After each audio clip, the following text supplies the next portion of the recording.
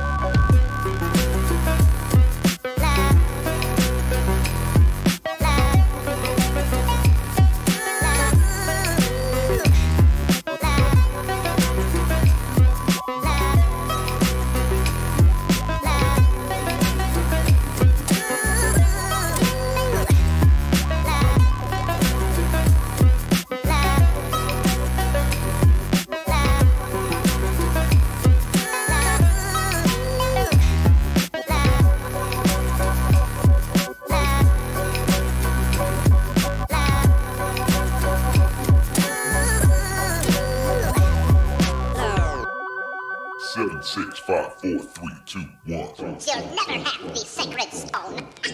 Oh, this you crazy mother.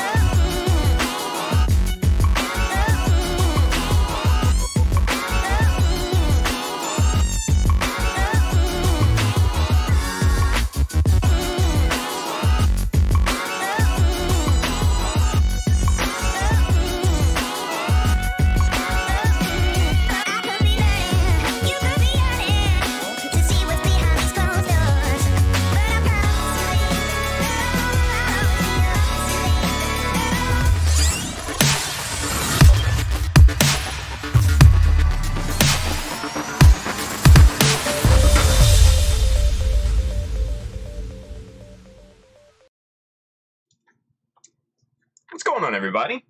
Happy Monday! Hope you all had a wonderful weekend. I know I did. A little bit of a bachelor weekend. So, kind of sitting here. Oh!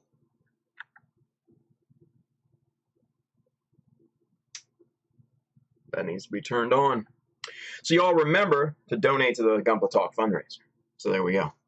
All right. So, yeah, a little bit of a bachelor weekend. Got a bunch of work done here on one of the Jesta arms. Had a good time with that. Just chilling. Just kind of by myself. You need some alone time sometimes, you know? So it's a good time. So we're back. Welcome. I am Tim, the one and only Child of Mecha. Welcome to the Child of Mecha live stream. For those of you that are maybe just seeing me or tuning in for the first time, I build models. And I hopefully help you increase your skill set with Gunpla and Mecha modeling at the same time. So if you're just seeing me for the first time, like, subscribe, or follow, one of the three, wherever you're watching. We're going to continue with building the Jesta a little bit tonight, detailing that guy up. Like I said, I got a lot of work done on one of the arms, the one with the beam saber. If you follow me on Facebook or Instagram, you probably saw the beam saber that I customized. I'll show you that here in a minute. That was, you know, I think that came out really nice, but the rest of the arm I think came out even better. So I'm going to show you that here in a moment as well. And then if we have time tonight, I would love to start progressing on, get over to the body, maybe the head or the torso, maybe the waist. I think I started a little bit on the waist over the weekend too. I'll show you what we did with that. Just some simple scribes and things like that. So very good stuff there. But a few things to get out of the way first. First and foremost, Londo Bell. Rocking the Londo Bell tonight. My boy Bright Noah. Slapping people.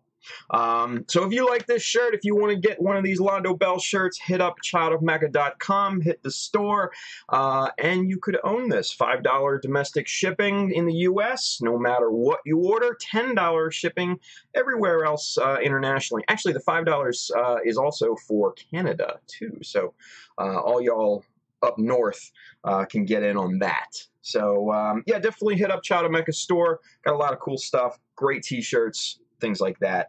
All the tools that I'm going to be working with tonight, you can find in the little Amazon link down in the description underneath on YouTube and on Facebook. So basically what I've done is I've curated a page on Amazon and sourced all these products out for you, all of the tools and things like that. There's some books in there that you can get some really cool inspiration from. We'll take a look at one tonight, one of my favorites actually. I really, really dig this book, and I think you guys are going to dig it as well. But that's in that Amazon link too. That goes to support the channel and everything. So if you're interested, go ahead and hit that up. But aside from that, like I said earlier, focus camera. There we go. Donate. Damn camera. Donate to the Gunpla Talk fundraiser, guys. We've already raised 10% of our goal. $5,000 is the goal. It's going to be running for a couple months.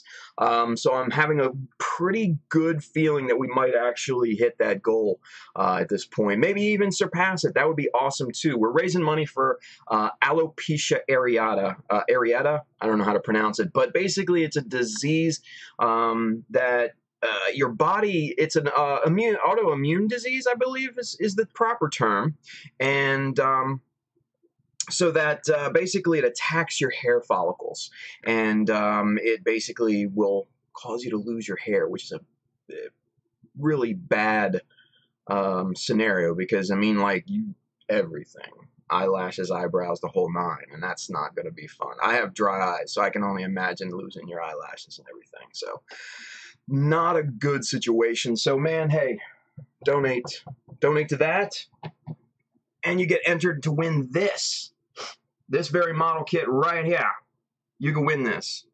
So every donor gets entered to win that model. So donate on the Gunpla Talk fundraiser. You can find links on the Gunpla Talk Facebook page, and definitely on all of my pages. I've posted about it a lot.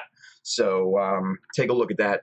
Donate some money to a good cause. Get entered to win a cool model.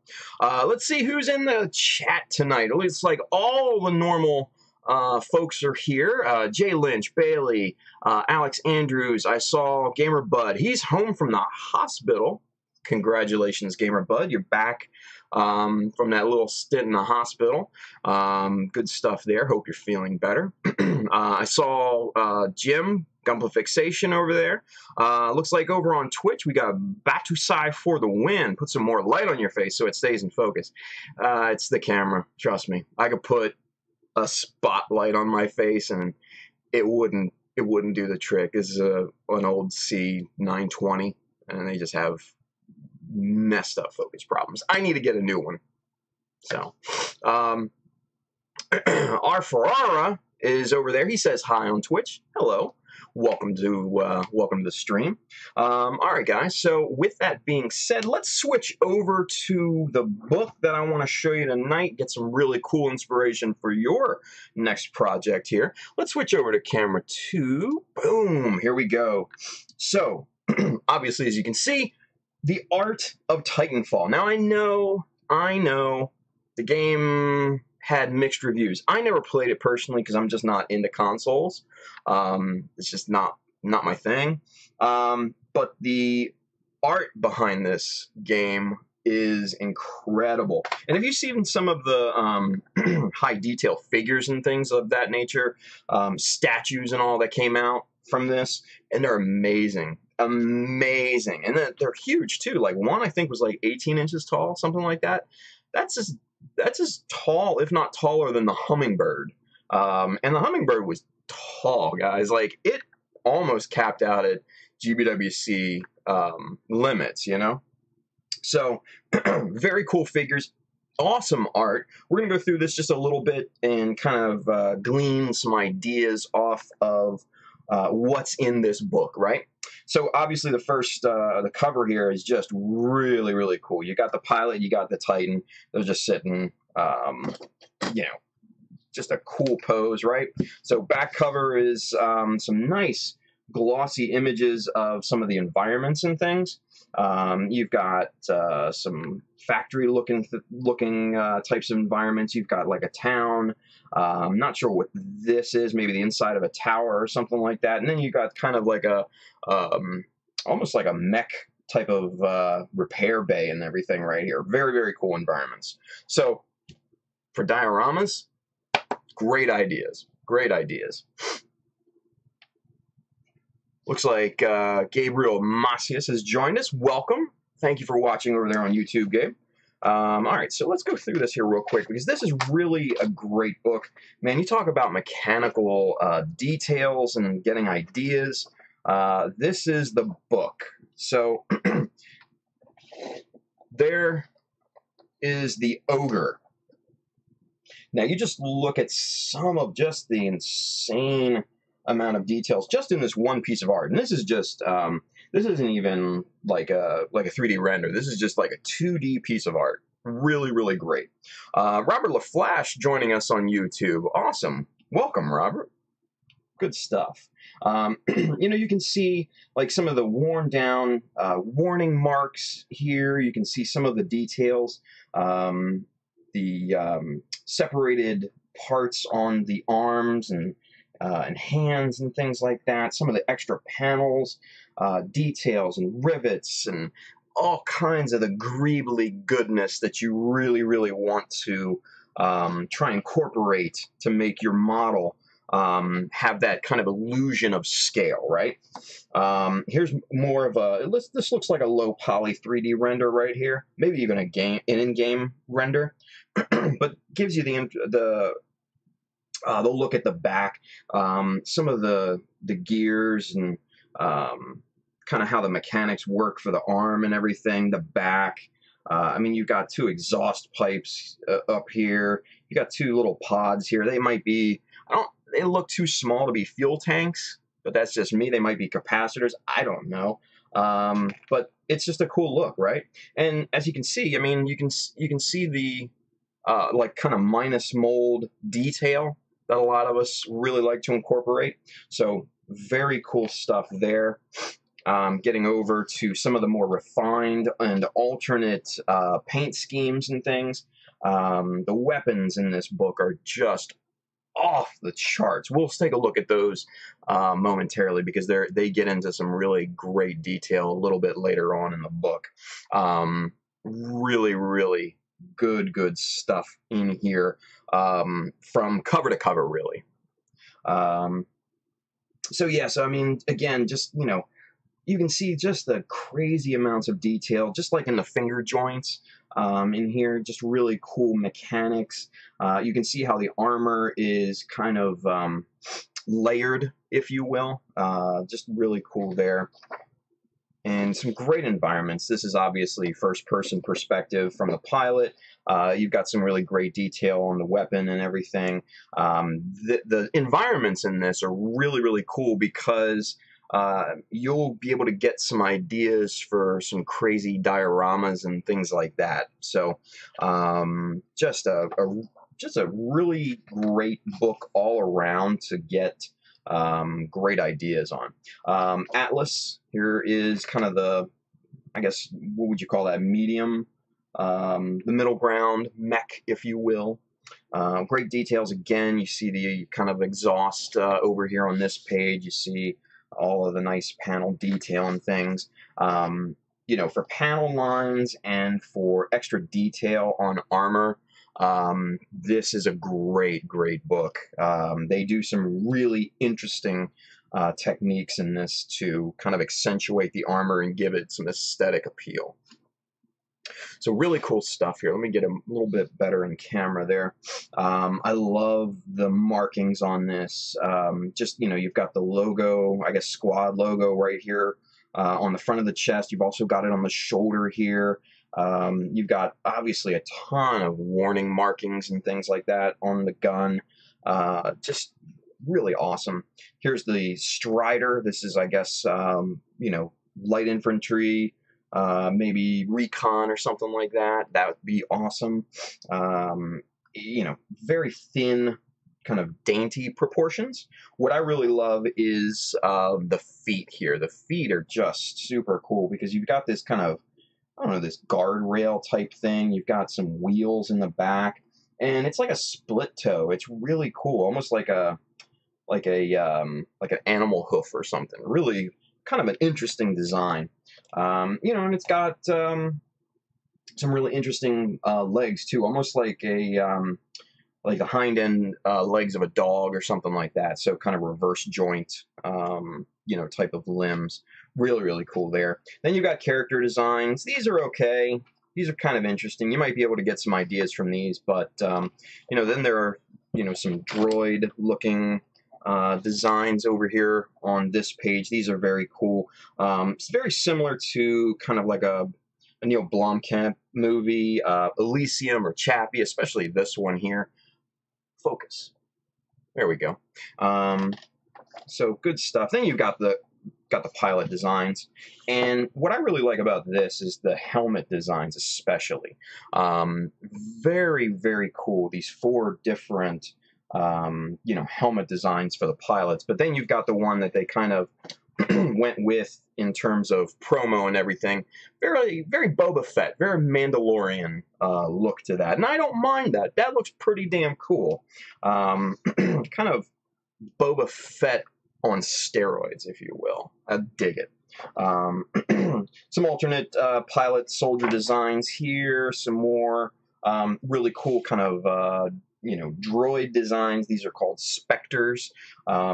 Different alternate designs for those, grunt designs and things. Then you've got some creature designs. We'll skip through these because I don't really care about those too much. You've got ship designs, which you can definitely kind of get some ideas off of here.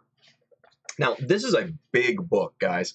Probably the biggest book that I've reviewed on stream thus far, just size-wise, right? So this is a great book to maybe put on your coffee table, or, just kind of laying out just to make sure that you refer back to it to get some really good inspiration, right?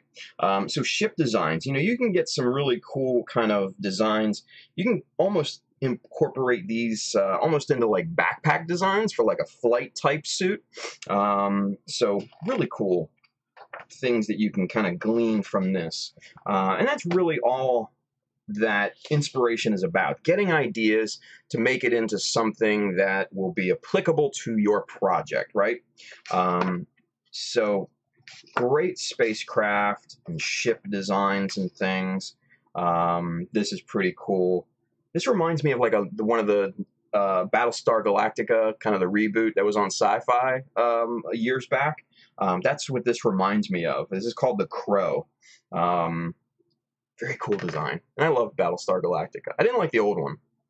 It was a couple years before my time, but I just wasn't into it. It was a little bit more campy for my taste, but the newer one was badass, except for the ending. The ending sucked, but oh well. I'm not going to fault the entire series just on the ending alone. Again, another really cool kind of fighter type ship. This is called a Hornet. Really, really cool design. And you can even gain some ideas on like warning markings and things like that from these spaceship designs, or these little fighter designs and things. So really cool stuff here. More of the same here. You've got some drop pods. These are cool. That would be interesting for like a squad of GMs or Zakus or something like that. Maybe prop them up on a drop pod. Interesting diorama idea for maybe GBWC. You never know. Again, more ships. You got some vehicles here. These are really cool. Tanks and movers. You got some industrial kind of mechs. And this reminds me of the cargo mech from Aliens. Now, some of you, obviously, that's going to be before your time. We're talking about a 1986 movie, but arguably the best Alien movie in the entire franchise. I could watch it from beginning to end, no problem, still today, and I've seen it many, many times. But this kind of looks like that end mech. It definitely reminds me, has that feel of that Sigourney Weaver mech that she kicked the Alien Queen's ass in. So that's pretty interesting. And you've got some other alternate designs for some different mechs and tanks and walkers and all that sort of things. Now, this is where it gets good. If you've not been impressed thus far, this is probably where you will be. The weapon designs. Weapon designs in this particular game and in this book, just really, really great. Just so many ideas to customize either existing weapons or try to scratch build new ones. Just really cool kind of aesthetics, mechanics. It blows me away. So you've got your simple assault rifles here. You've got different kinds. This one almost reminds me, it kind of has maybe like a vector feel, like a Chris Vector. If you guys are not familiar with firearms, and I'm not an expert either, so don't get me wrong, I'm not like, guns. But I'm familiar with some of them because obviously I do look at those for inspiration, right? But this reminds me of a Chris Vector in this kind of angled magazine and kind of the overall design, but it's kind of mixed with a more traditional style assault rifle. You've got some really, really interesting designs here. You've got almost like shotgun grip style rifles here, and then you've got your more traditional pistol grip assault rifles. In this one right here, this one down at the bottom, that would be badass on like a GM or something like that. Really, really cool stuff. Then you've got your heavier weapons over here, your rocket launchers, your arc cannon. Focus, damn it. There we go. Camera's having a little hard little issue focusing tonight. But you've got your arc cannon here, which is just really an insane looking design, because I mean it even just the little warning marks are just super cool to look at. 3,000 volt output times 10. So what, that's 30,000 volts? Yeah, don't get in front of that. Don't be on the business end of that one. You've got more kind of heavier duty battle rifles, sniper rifles. You've got some shotgun designs here. You've got some drum mags and things, rocket launchers and all that. Really just probably some of the best weapon designs, concept designs that I've seen in a very, very long time. You've got rail guns. You've got this crazy gun here called the Avenger. I don't even know what that does. You've got a really cool looking revolver. And then you've got kind of, some interesting accessories, scopes, knives, grenades. You've got a close-up of the pilot's helmet and things too. And then, it gets into the locations. Now, this is really kind of where you need to start to think outside of the box just a bit, right? Because the environments, if you're into dioramas or creating a scene for your particular project, this is where you're going to get some amazing inspiration from. Just this alone, just this kind of environment here. This is just the training ground, basically what it's called. And it's got hangars, and it's got, kind of courtyards, and it's got this cool cantilevered kind of overlook, station up there, which is really a cool design. Let's see what else we got here. Here's another kind of look, a different perspective of that same environment, those training grounds. So you can see out in the middle here where it's, definitely a mock battle. They've got different types of situations, mocked up here. You've got some trenches and buildings, different styles. You've got some other different trenches, tanks, things of that nature there. Just, really, really cool environments in this particular book. Then you've got, some city environments, some shipyard environments, which would be really cool if you've got like a water-based mech, like a Zagok or something like that. Those would be awesome. You've got, the city environments. And these are more like futuristic cities, so definitely something that you could envision on one of the colonies, one of the sides. So really super cool. Just kind of zip through this here. different buildings and structures and things. Very awesome, very awesome. I'm just gonna kind of flip real quick. And then you've got, some different types of buildings. This is really great to see detail, for maybe weathering or something like that. These are great reference. Some really, really great, really great designs. And then you've got kind of like alien looking environments and things. Looks like they're fighting giant monster animals and stuff. Some desert environments and things. So this really, you can get yourself lost in this book, looking and coming up with details for, project designs, environments, dioramas, weathering, schemes and things, how to, design panels and mechanics and all of that. This is just a really great all-around book.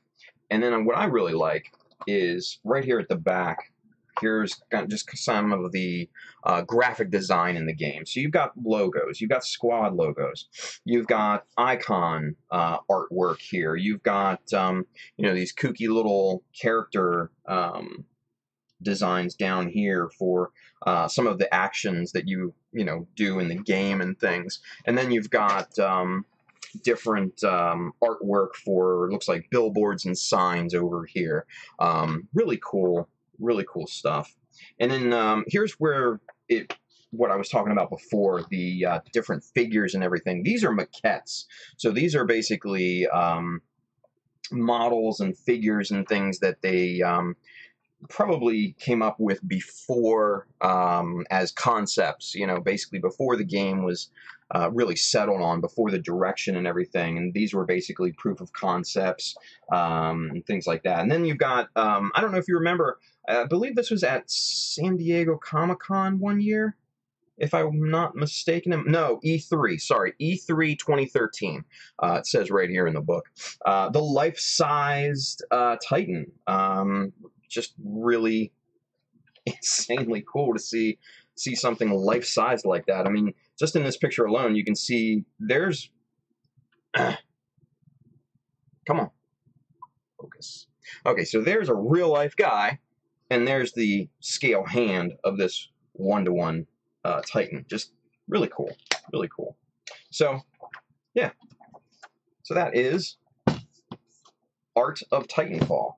Nice hardbound book, comes with a slipcover, the whole 9. Great book, like I've said. Great book, great to have in your library. And it's cheap right now on Amazon. Last time I checked, I think it was like 20 bucks. So, good deal, this one. Really good deal. I also have the second book, too. And we'll be showing that to you on another stream. But Art of Titanfall. Go pick it up. Really cool. All right. Let's get caught up with the chat, because you guys have just been going crazy in the chat. Tim Nelson over there on Facebook, welcome. Scott Taylor, looks like he was watching. Welcome, Scott. Let's see what you guys are talking about over here on good old YouTube. Chris Wu, welcome, sir. Flynn Berger, Craig Flynn. Nice to have you over there on YouTube. Thanks for watching, man. Let's see.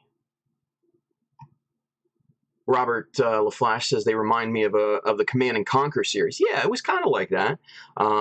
Mech Warrior. Yeah, very, very much probably inspired by that, I would say. Great designs, in Titanfall. Great, great designs. Alex Andrews being dragged away. Boo. Bailey says, definitely Chris Vector looking. Yes, it was. I love that angle design. It's just so kind of futuristic and just badass. Really cool stuff. Mostly best weapon design is reference to sci-fi, dystopian types things. Yeah, Chris, that's definite. Chris Wu over there on YouTube. So, very cool. All right, guys. Well, let's get into what I've been working on here this weekend. Here's the arm, and let's get you zoomed in because we need to get you get you caught up on the nice crispy details that we've got going on here. And we'll do some super zoom action here in a moment. But let's show you the front side of this first. Now let's get that super zoom in full effect here, and we'll get you boom, 5x. All right, so where I started off was this little kind of piece here, right? So let me get something to point with here. So what I started with was just like obviously a simple box scribe here, but then I wanted to have, you know, kind of in camera, a nice kind of thick middle panel line here. So that's a 0.5 millimeter scribe there, but then also just some floating detail scribes here on the corner. So I got a pair of those over there, and you can see how this just kind of really nicely flows down. And then what I did here on, let's get the light on this thing. This is the cuff, and what I started out with was kind of a border scribe all the way around this thing. And this is 1.5 millimeter from the edge. Obviously I put some you know, little latches there. These are 0.5 by 0.25, so very, very small, thin strips. And this border scribe goes obviously all the way around to this turning mechanism, which I added some little minus molds there because this is a pivot point. But going back around here, I didn't go all the way across here with that border scribe. I wanted it to be broken up a bit. So I did a simple box scribe here, a little bit of a middle scribe, and then 2 notches. Very simplistic. But what you'll notice is that these scribes here match up perfectly with these edges right here and here. So this can all flow seamlessly now together. So that is just dead on straight, right? So, and then you start up here with the bicep scribes, and then just move down, and it's just aesthetically very similar. Whoa, somebody just subscribed or followed. Let's see who that was. True Gunpla is hosting. Thank you, Joel. I appreciate that, buddy. That's awesome of you. Let's see. Let's get back to the super zoom. All right. So, like I said, we've got some pivot points here, and which leads over to this. I'm trying to get the whole thing in the super zoom here.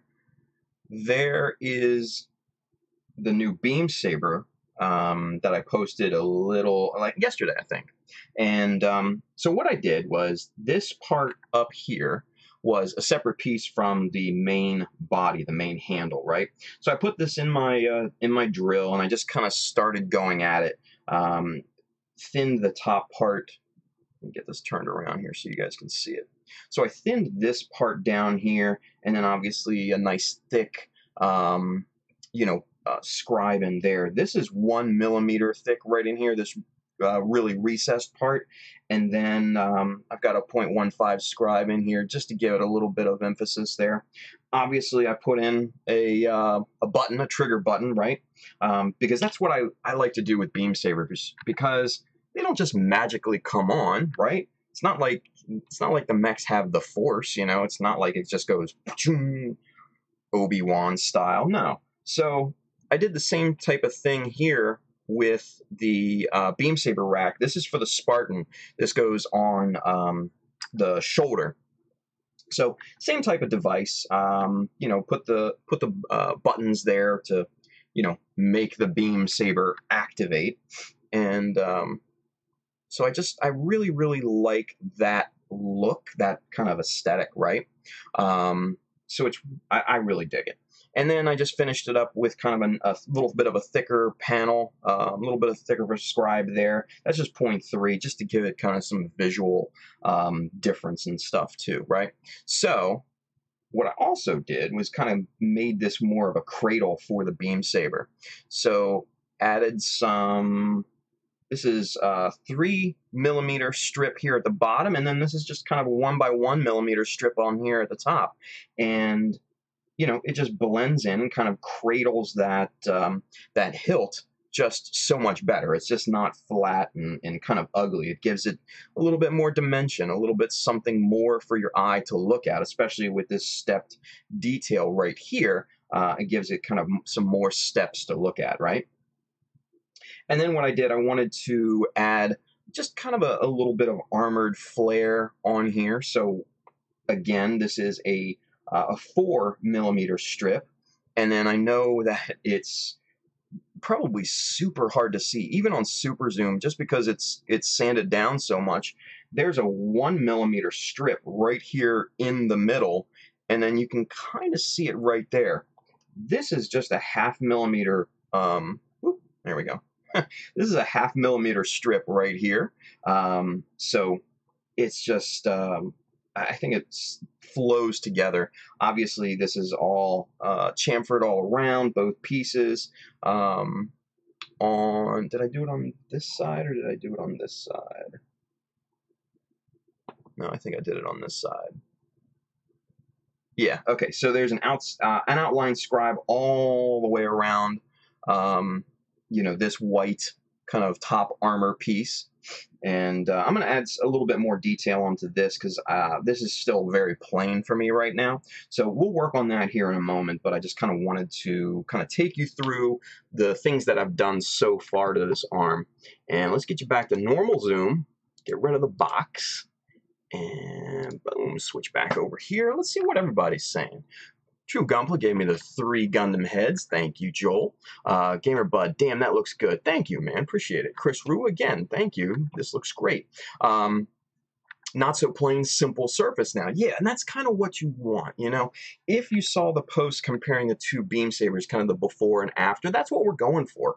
We're going for, you know, that level of attention to detail and the level of aesthetic treatment to all parts on the project, no matter how small that it is, right? No matter if it can be seen or not. You know, that shoulder pivot piece underneath the shoulder armor that the arm sticks into, you still want to detail that because that could be seen at certain angles. And if that just looks like a big old plain chunk of plastic, it's going to look weird if people see that, right? So you want to apply the same attention to detail to every part of the model throughout the project. So that's what we're going for, especially with the beam saber, because obviously this beam saber right here in this beam saber rack, I mean, it's on display, right? If the Jesta's got his arm up like this, or you know, holding his rifle, you're going to see that beam saber, and if it just looks plain Jane, it's going to look dumb, right? Especially compared to the rest of the detail on this thing. So show the same level of attention to the little parts, right? That's important. That's really important. Even like these little pivot pieces here and here, we're going to be doing something with that because we can't just leave those alone. They need some love and attention too. Let's see. Jormungandar. God, I hope I'm saying that right. Welcome to the stream. I always imagined a wireless magnetic activation code for beam sabers. Interesting thought. Yeah.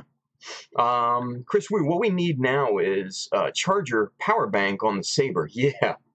Robert the Flash looks good. Thank you, Robert. Appreciate that. Gamer Bud, no, the beam sabers turn off by willpower. You just have to charge them every few days. Yeah, you know, they're kind of like the Green Lantern ring, right? Sheer willpower. They're going to start to glow green, I guess, right?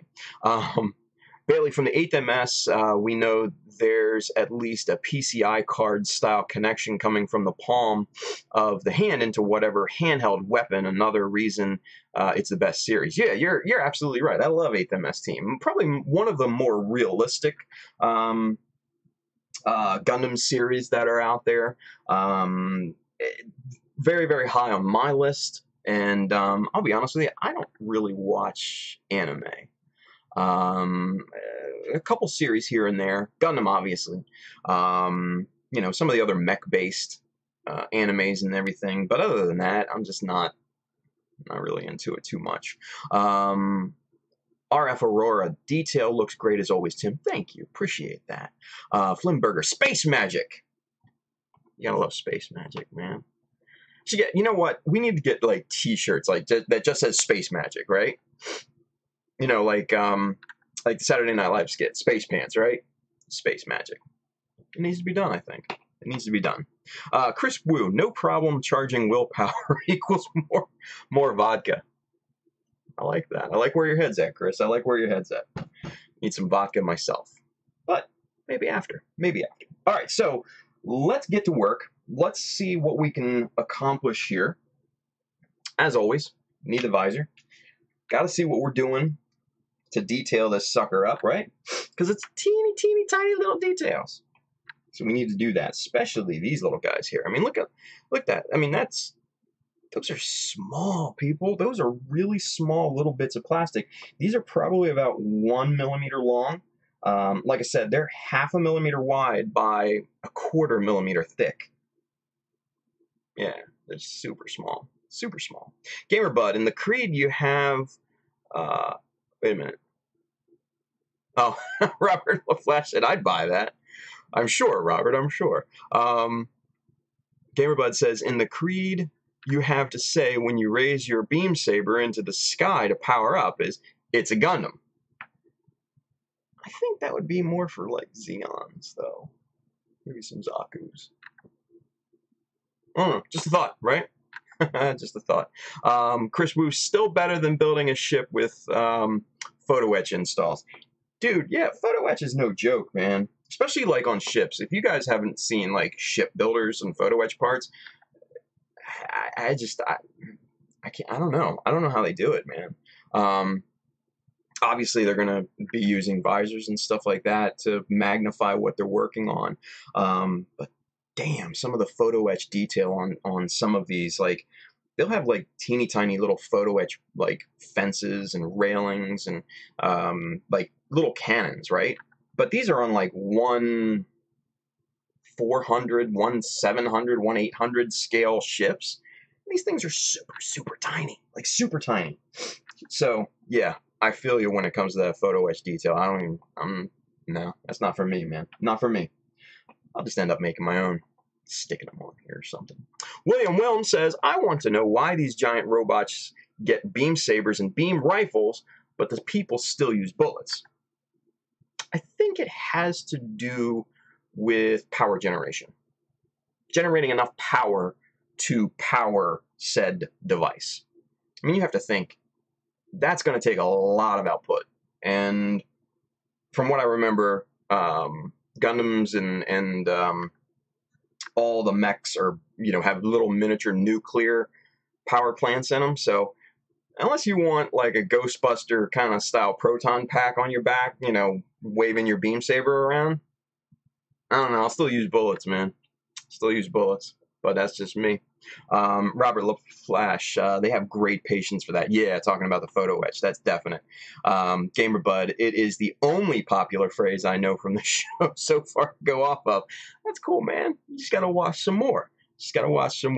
I've seen 2 series so far. Cool. Wing and the original. All right, that's two good ones to start with. Like, I started with Wing. That's how I got into it. And I'll be honest with you, I didn't watch the original, like, OG Gundam until probably just a few years ago when I was working on, I think I was working on the Hummingbird.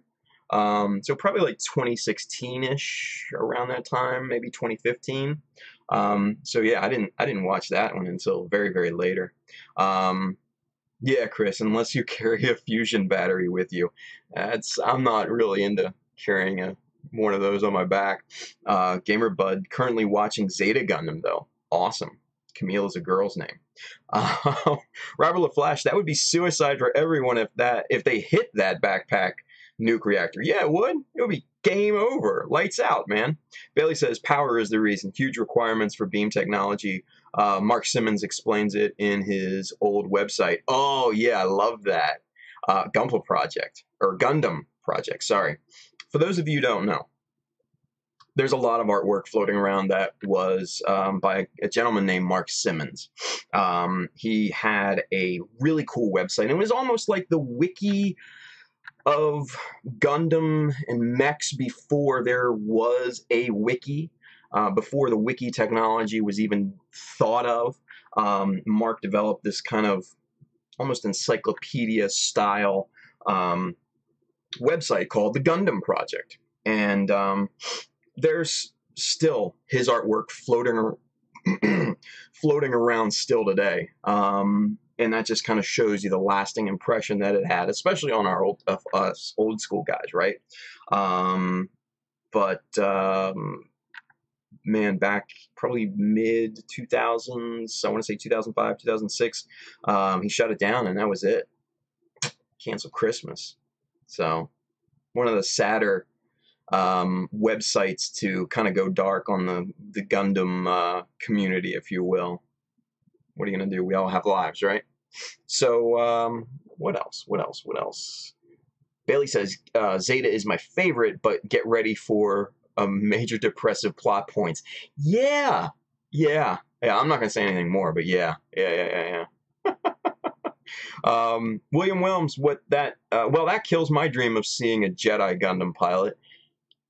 Sorry, man. No crossovers in these universes, right? Gamer Bud says, don't say Camille's name is a girl's name. He will go find a gun to steal and chase your ass down. Dude, that kid, man. One of the softest ass characters in the entire frickin' genre. Swear. But I digress. He just needs a bright slap, whip his ass into shape, right? Londo Bell! And this is the old school Londo Bell too, man. This is the red, black, and yellow. This is the original Londo Bell logo. So, there you go. All right, let's get to work. All right, we talked enough. Let's get Facebook going. Adam Ryan, owner of USAGundamStore.com. Thank you, man. He says he says the arm's looking good. Thank you, brother. Appreciate it. And let's see what we're going to do. We're going to add some more up top here on this piece. We need to give this a little bit more height, right? Because the varying levels of height gives a better kind of aesthetic look, but it also gives you that illusion of mechanical properties, if you will, right? Bailey says, I miss that website. Dude, I do too. We're talking about the Gundam Project. Man, that was, yeah, old school. Let's see what else. Bailey, you've been warned. Recommended starting Double Zeta up right after. Yeah, you know what? That's one I've not seen yet, is Double Zeta. Or Double Zeta. Shit, I don't know. Whatever. Anyway, let's get to work. And what I think we're going to do, we're probably going to go simple. We're going to go simple on the top. Because I don't want to give it too much, but I want there to be something that pops out so your eye is kind of attracted to it, right? So what we're going to do, let's see, what dimensional strip are we going to use here? I think 1 by 0.5. Yeah, that's the one. That's the one. All right, so now the decision that we have to make here is, do we make it go the entire length of that piece, or do we simply put just a little, you know, kind of suggestion of detail there? I kind of like the idea of the full-length piece. I think that's what we're going to do. All right, let's measure this puppy up in a little wave T-square right here. So if I remember correctly, this was 15? Yeah, 15. So we're going to go, what, 12? Sounds like a nice round number. We'll go 12. 12 millimeters. Let's get our friend the chopper. Let's get you zoomed out just a little bit so you can see the action. All right, we're going to move some of these different pieces, and here are some of the the different jigs that I've made over the past few nights, and this one was for scribing the back thruster cowling on the leg. This has come in super handy. If you want to see how this is made, go watch the last stream, or maybe it might have been a stream before that. No, I think it was the last stream. Yeah, I think it was the last one. And I'll show you how to make this. This is able to go on both sides because it's a T style jig, so you can use this in a mirrored fashion. Very useful, that particular jig. And then these are just some simple scribing jigs for the forearm that I'll continue to use once I start to mirror up the detail on the other arm. So let's get this out. Let's get this unlocked, and then we're going to dial in 12 millimeters. And let's see, right there, that looks good. Get our stop block locked into place.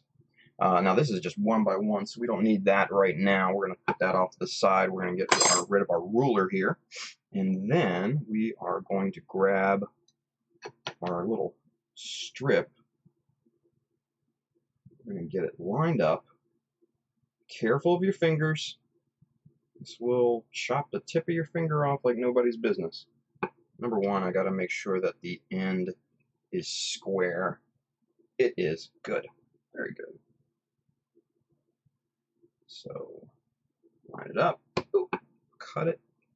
And then there is our first strip. Put that down so it focuses. All right, so now we need another one to match, and let me look over here on my pile of scrap strips here. And that looks like another one. Good. So we'll get rid of that. That's trash. Pop that. And there is our second detail strip. Now, basically what we're trying to simulate here by putting these strips on this is kind of a reinforced look, because obviously the beam saber has a high energy output. The last thing that you would want to do is to bump this into something, especially during a fight, and the beam saber explode. That would be no bueno for those of you keeping score at home. So what the intention of this is, what the detail kind of intention is to add kind of a reinforced look, almost like a guardrail style feel, if you will.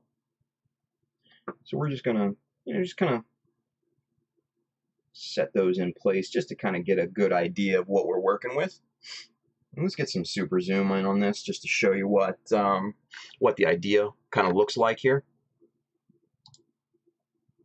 Get our box. There she is. Get our zoom in. And obviously these are just sitting there. These are not glued down, so they're not even straight, but let's get this little guy straight.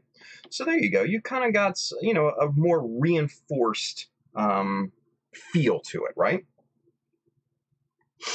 So I really dig this. Really dig this. So that's what we're going with. That's the decision. And the decision is final. Let's get your zoom back out so you can see what else is going on here. Get rid of that box. Let's get back over here. Boom. Here we go. All right, cool. So let's get these dropped off right there. We're going to get our good old friend, Mr. Here we go.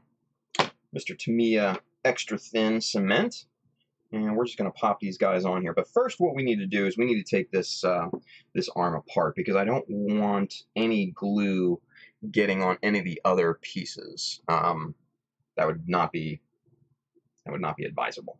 So we're going to take this off in order, which we got to take the cuff off first. Then we can pop the side pieces off and start to work on those.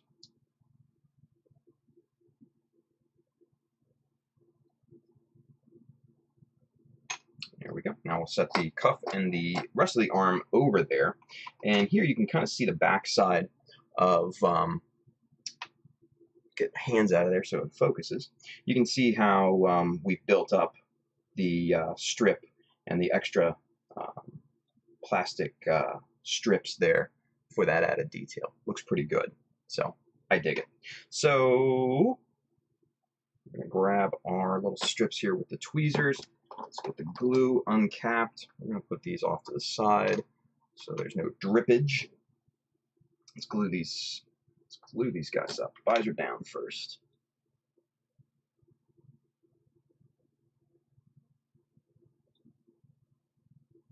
Okay. All right. Good amount of glue. And let's get these on here and centered.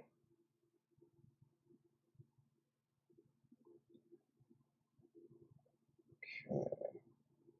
Now, obviously, since this is modeling cement, you've got ample opportunity to get your part in position, right?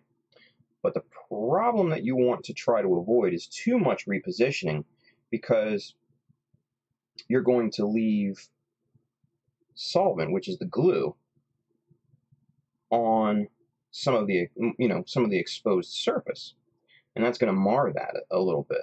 So you don't want to reposition too much. You want your initial positioning to be as close as possible, if not dead on to exactly where you want it to be.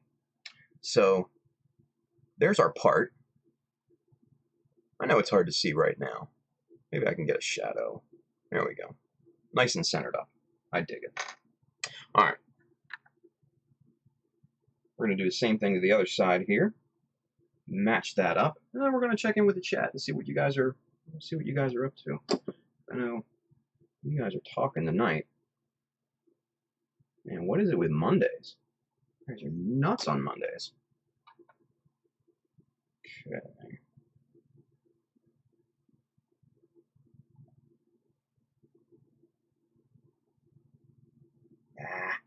Come on now. All right, so the problem that I just ran into, and you will probably run into this as well, is that when you are applying glue to a piece, some of it can migrate out. Batusai for the win is hosting. Thank you, man. I appreciate that. That's awesome. Love to see that type of stuff. A little ding, man. That little chime that I hear whenever somebody does something really cool like that. Man, it just gets me right here. It's awesome. So thank you. All right.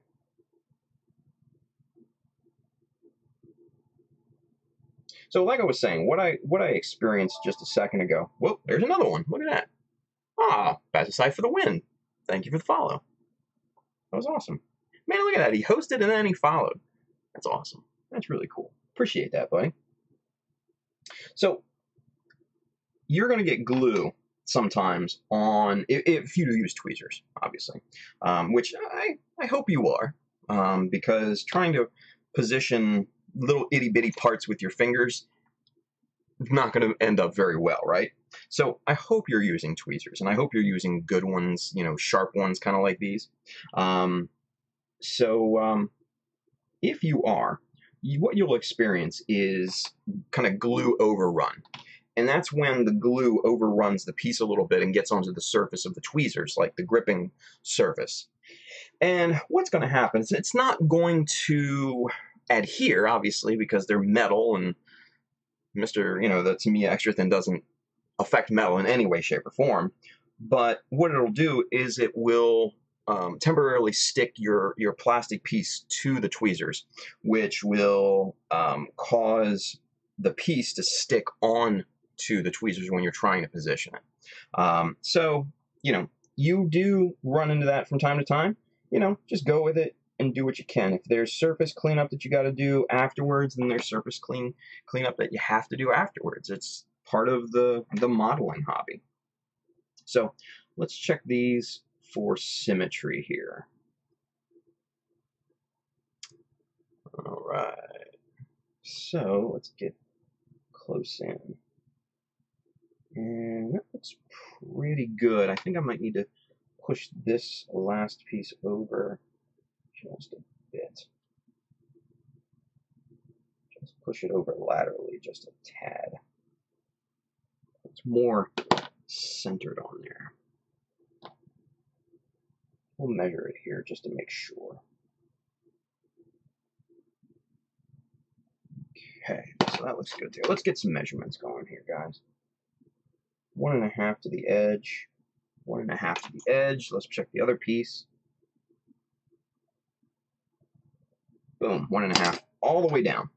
So we're good and symmetrical. We're looking nice as far as that goes. Now, the other worry, the other attention that we need to apply to this piece are these little side pieces, these overhang pieces here.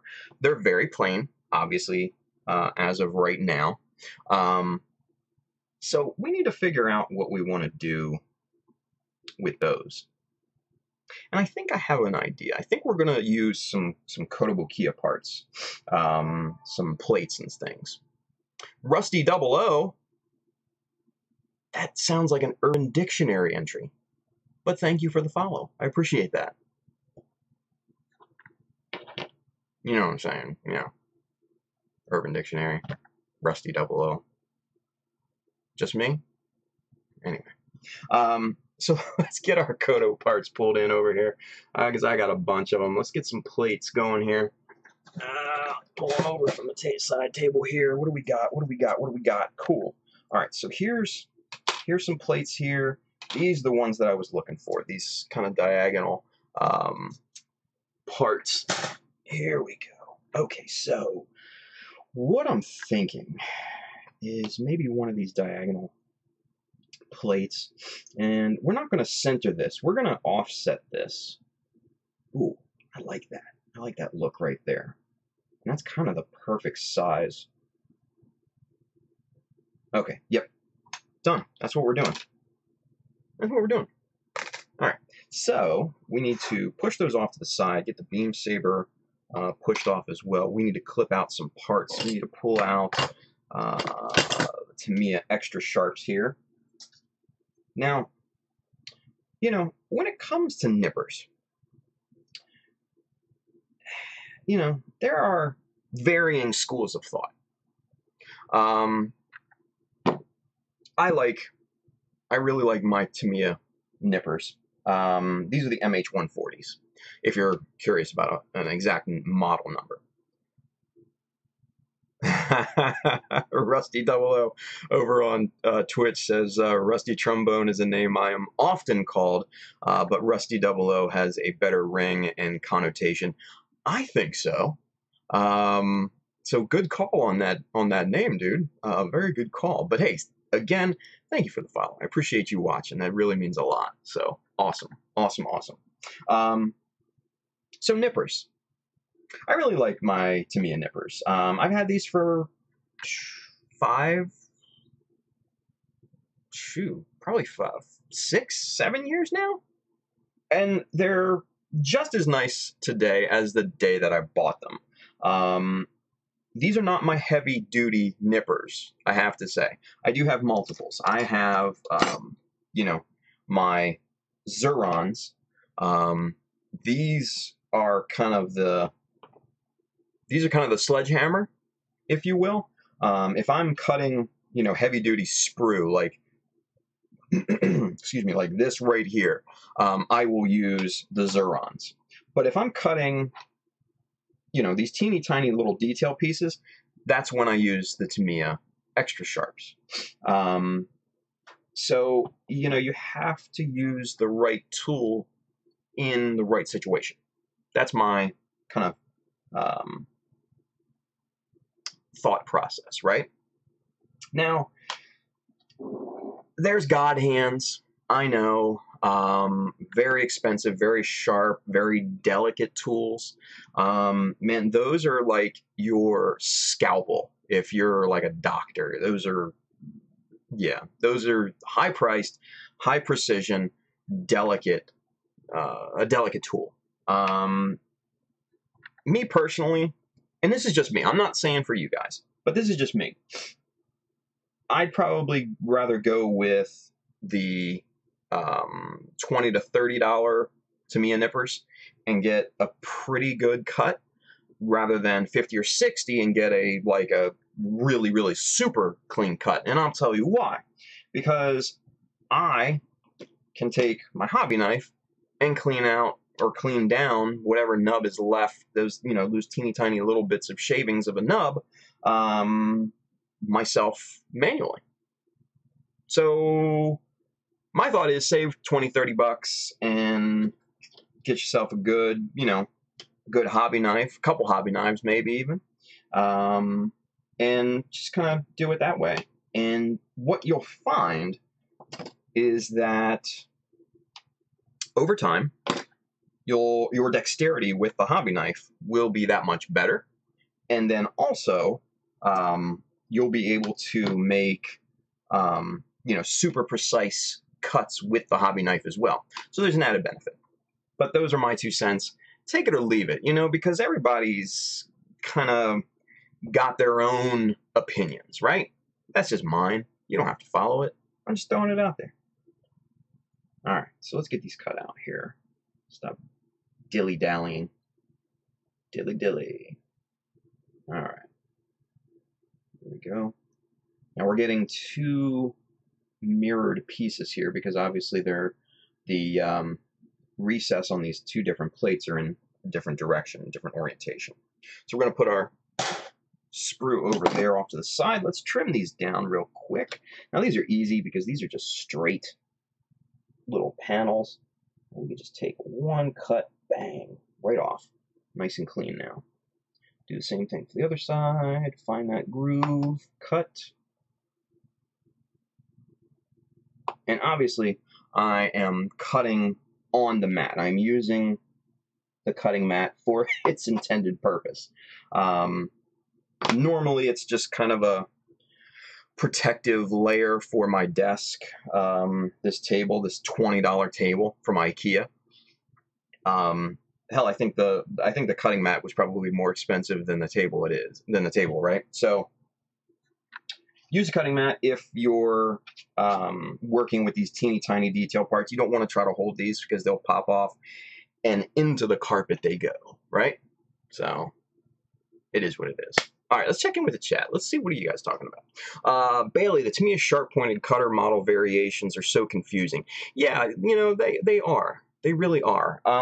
Like I said, this one that I have is MH140, and they've got several different kinds, but I really like this. MH140 is this one that I use.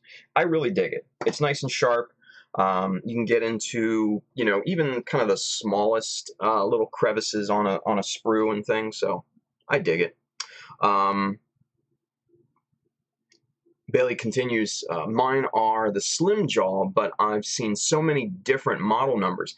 Yeah, I think it's almost like Zurons. Zurons they have different model numbers for different applications. So they've got, just your general purpose sprue cutters, and these are flat. They were flat cut sprue cutters, but man, these are heavy duty, and these are like $8. And I've had these longer than I've had the Tamiyas, and these are just they're like a tank. Everything that I've ever thrown at it, it just eats through. Mind you, no metal or anything, but any style plastic or anything, just eats it for breakfast, lunch, and dinner.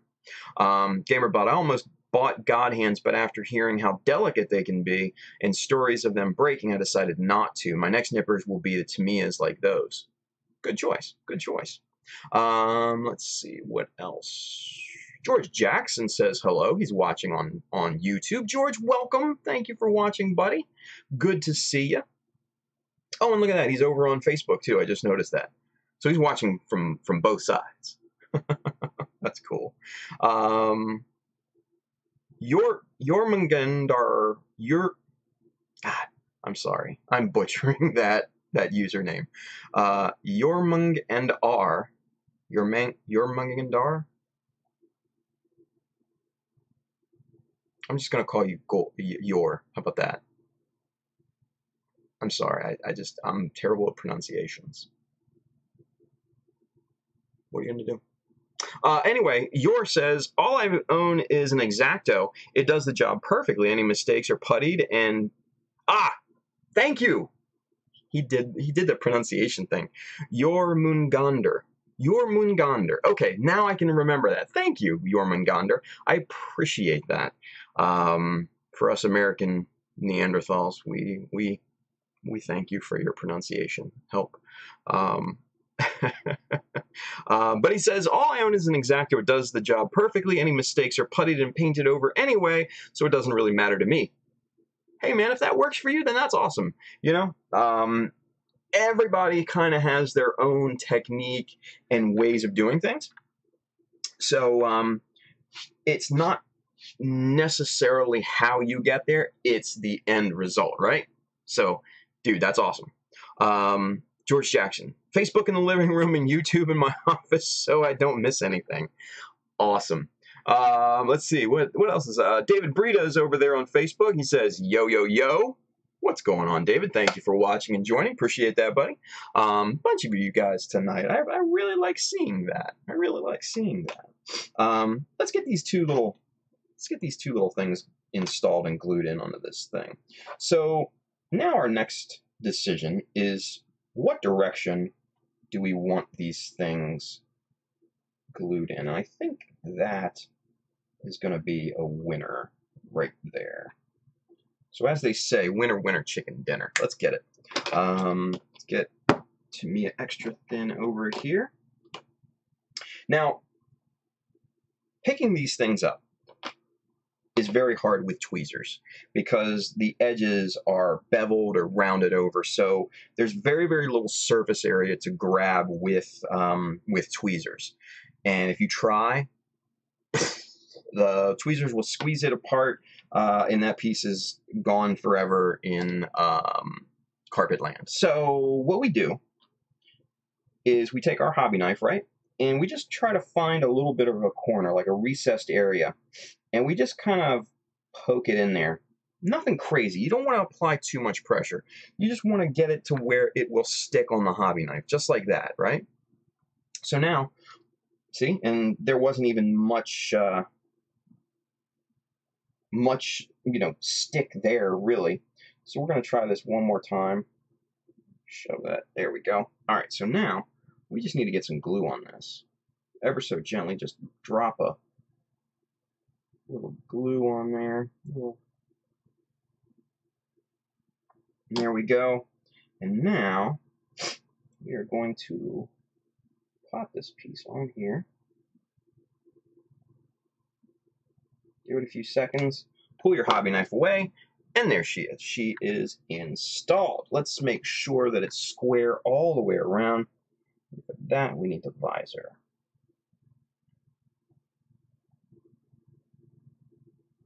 Very good, very good. Nice and square.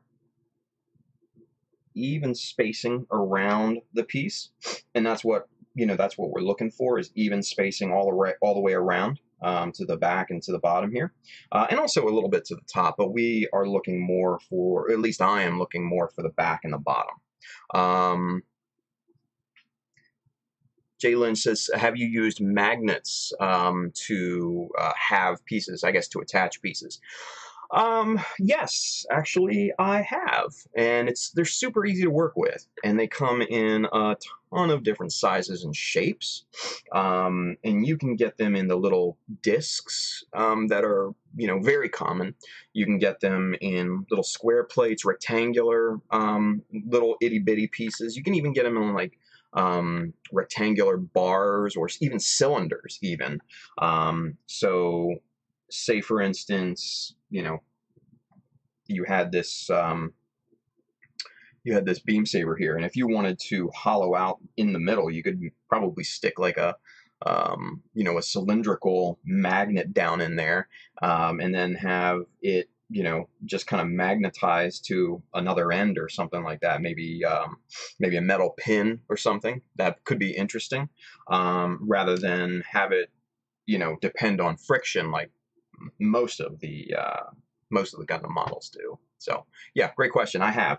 Honestly, though, what I have used it a lot for are bases and building um, some of the shelving and equipment here in the studio.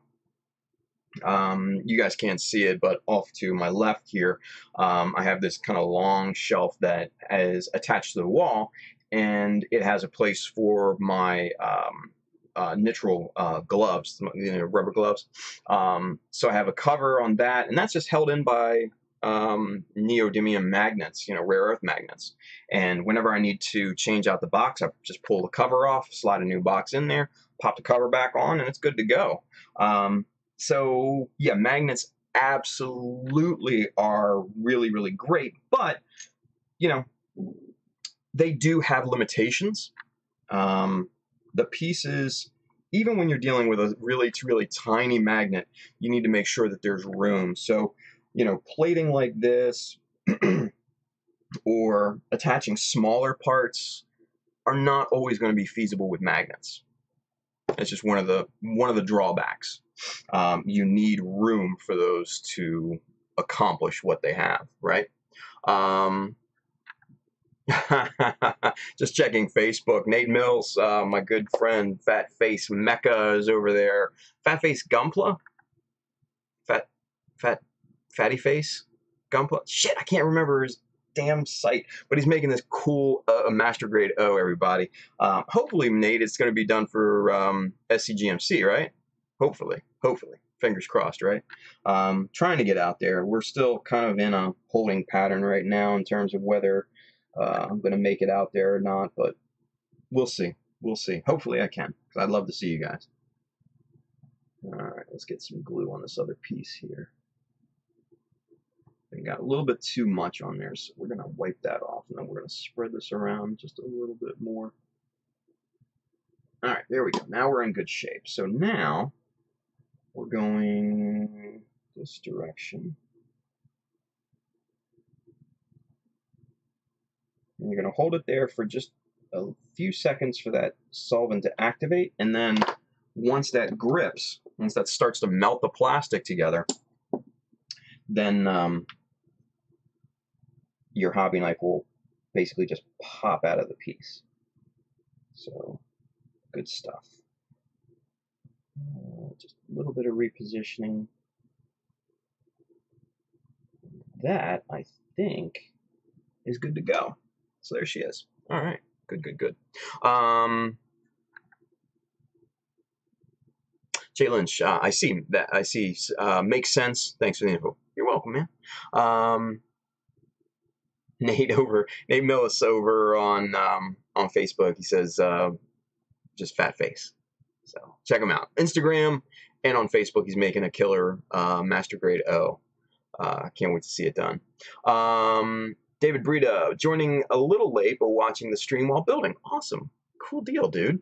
Well, enjoy, and hope you are building something awesome. So really cool. All right, so let's get the rest of our arm parts in here, because I want to see what this looks like now. I want to get all the pieces together and kind of see what we've been able to accomplish. So we're going to gingerly, since these are newly glued on pieces on the sides here, we are gingerly going to press on the side parts here, paying special attention to those pieces that we've just glued on, making sure not to knock those. And then let's get the cuff on here. Hold this from the bottom and push this cuff on. And last but not least, we're going to get the beam saber right on there. We're going to try to get that centered as much as possible. And there we go. Let's get some super zoom action going here so you guys can see what exactly this looks like. So let's get our box, and then let's get zoomed in. So let's get a kind of a 3/4 look at this. So there we go. That looks a little bit better. So you can see, obviously this piece is offset from the rest of it, which gives, I think, a nice weighted look to the back. This helps to balance out the overall visual weight of the piece, because this cuff is it's prominent, it's heavy looking in terms of visual weight, right? So this helps to balance that out by pushing more visual call outs to the back of the part. On top here, it's just kind of a flow of detail, right? Because what you're going to have is you're going to have, we're going to repeat that front bicep detail on the back here to the tricep area. But then beyond that, I mean, you're going to get the internal, you're going to get this elbow, here sometimes, and then you're going to get this the inside of that, and I mean that's already pretty detailed up, so I don't think I'm going to do too much to that. I might add a little bit more onto these. Let's get you on camera here. I might add a little bit more to these little protrusions here, maybe some scribe, maybe a floating notch, maybe just a small kind of strip, almost like these sizes or something. But aside from that, I mean, you could just kind of see how the detail just really just flows in a very symmetrical, straight fashion, and I think it looks really quite nice. So, and there's your kind of 3/4 view. And we're not going overboard. We're not reproportioning this thing. We're not adding, a ton. We're not converting this into another style Jesta. This isn't the full armor by any stretch of the imagination. This is just adding detail. For me, I mean, this is still kind of out of the box because we're not really scratch building. Ooh, my thumb. We're not really scratch building anything to attach to it. We're not converting it, like I said. We're just kind of getting some nice, delicious detail on there. So let's finish up with this. Let's add just a little bit more detail to these two top parts here, and then we'll call it a night for this, for the arm. I'll still probably work on these two pivoting parts, this and this, but that'll come later. I need to think about what is going on there, and I might add maybe some floating notches, maybe to the corner of this piece here, but nothing too much. I like the I like the open area here that we can put maybe some decals and stuff in. Maybe I'll do a panel line, from here to here or something, but that's still all brainstorming. So we're gonna add just a little bit more to the two ends, and then we're gonna call it on this particular piece. So, like I said, let's get this little teeny tiny little strip here. This is the 1/2 millimeter by 1/4 millimeter strip that I'm a big fan of. I love this dimension because you can cut it super small and it just adds a great amount of little visual call out detail. And we're just going to cut off maybe 2-3 millimeters here. And we just need a pair.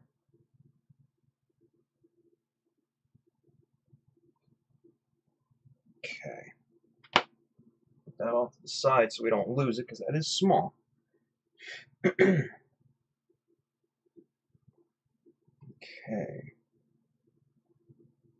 Cool.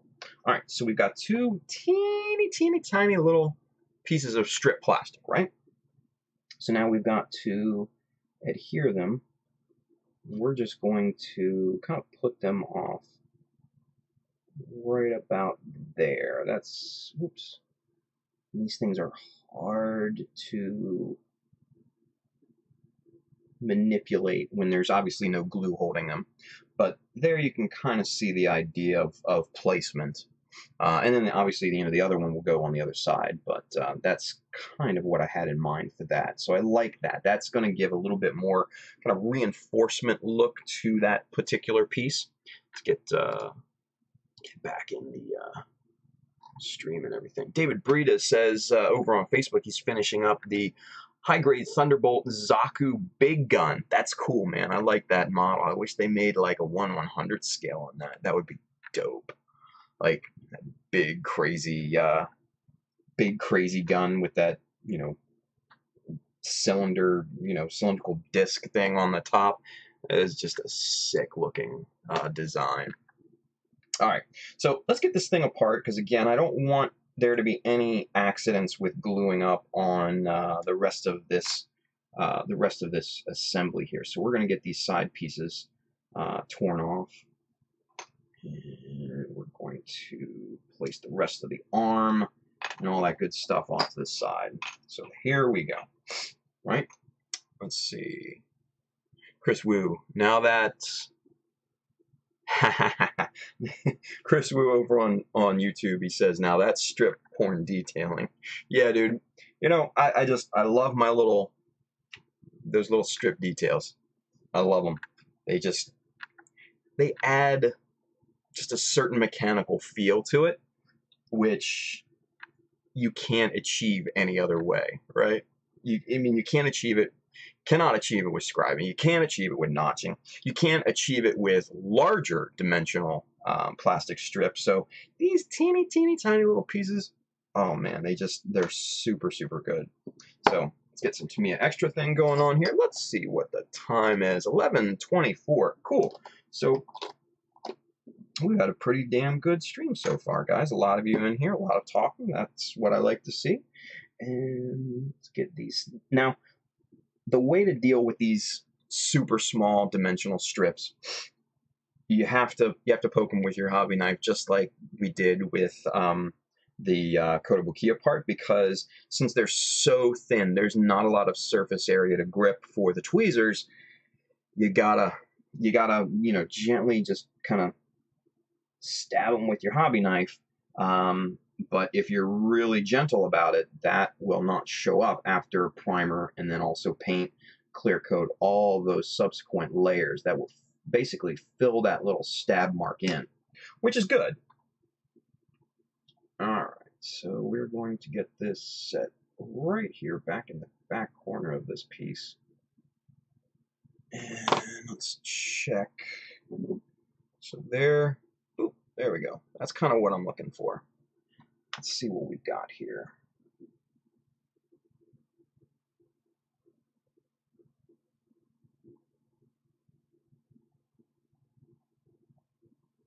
Good.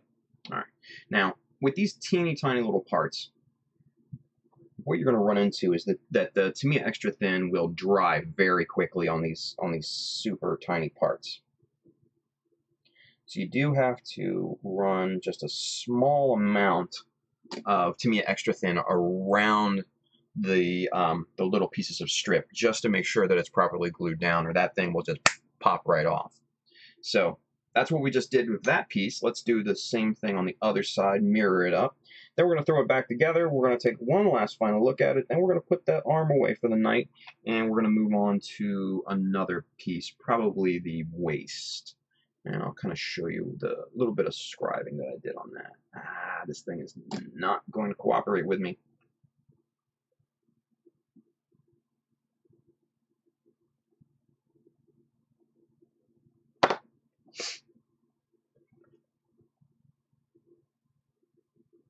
A little bit better cooperation than I had expected.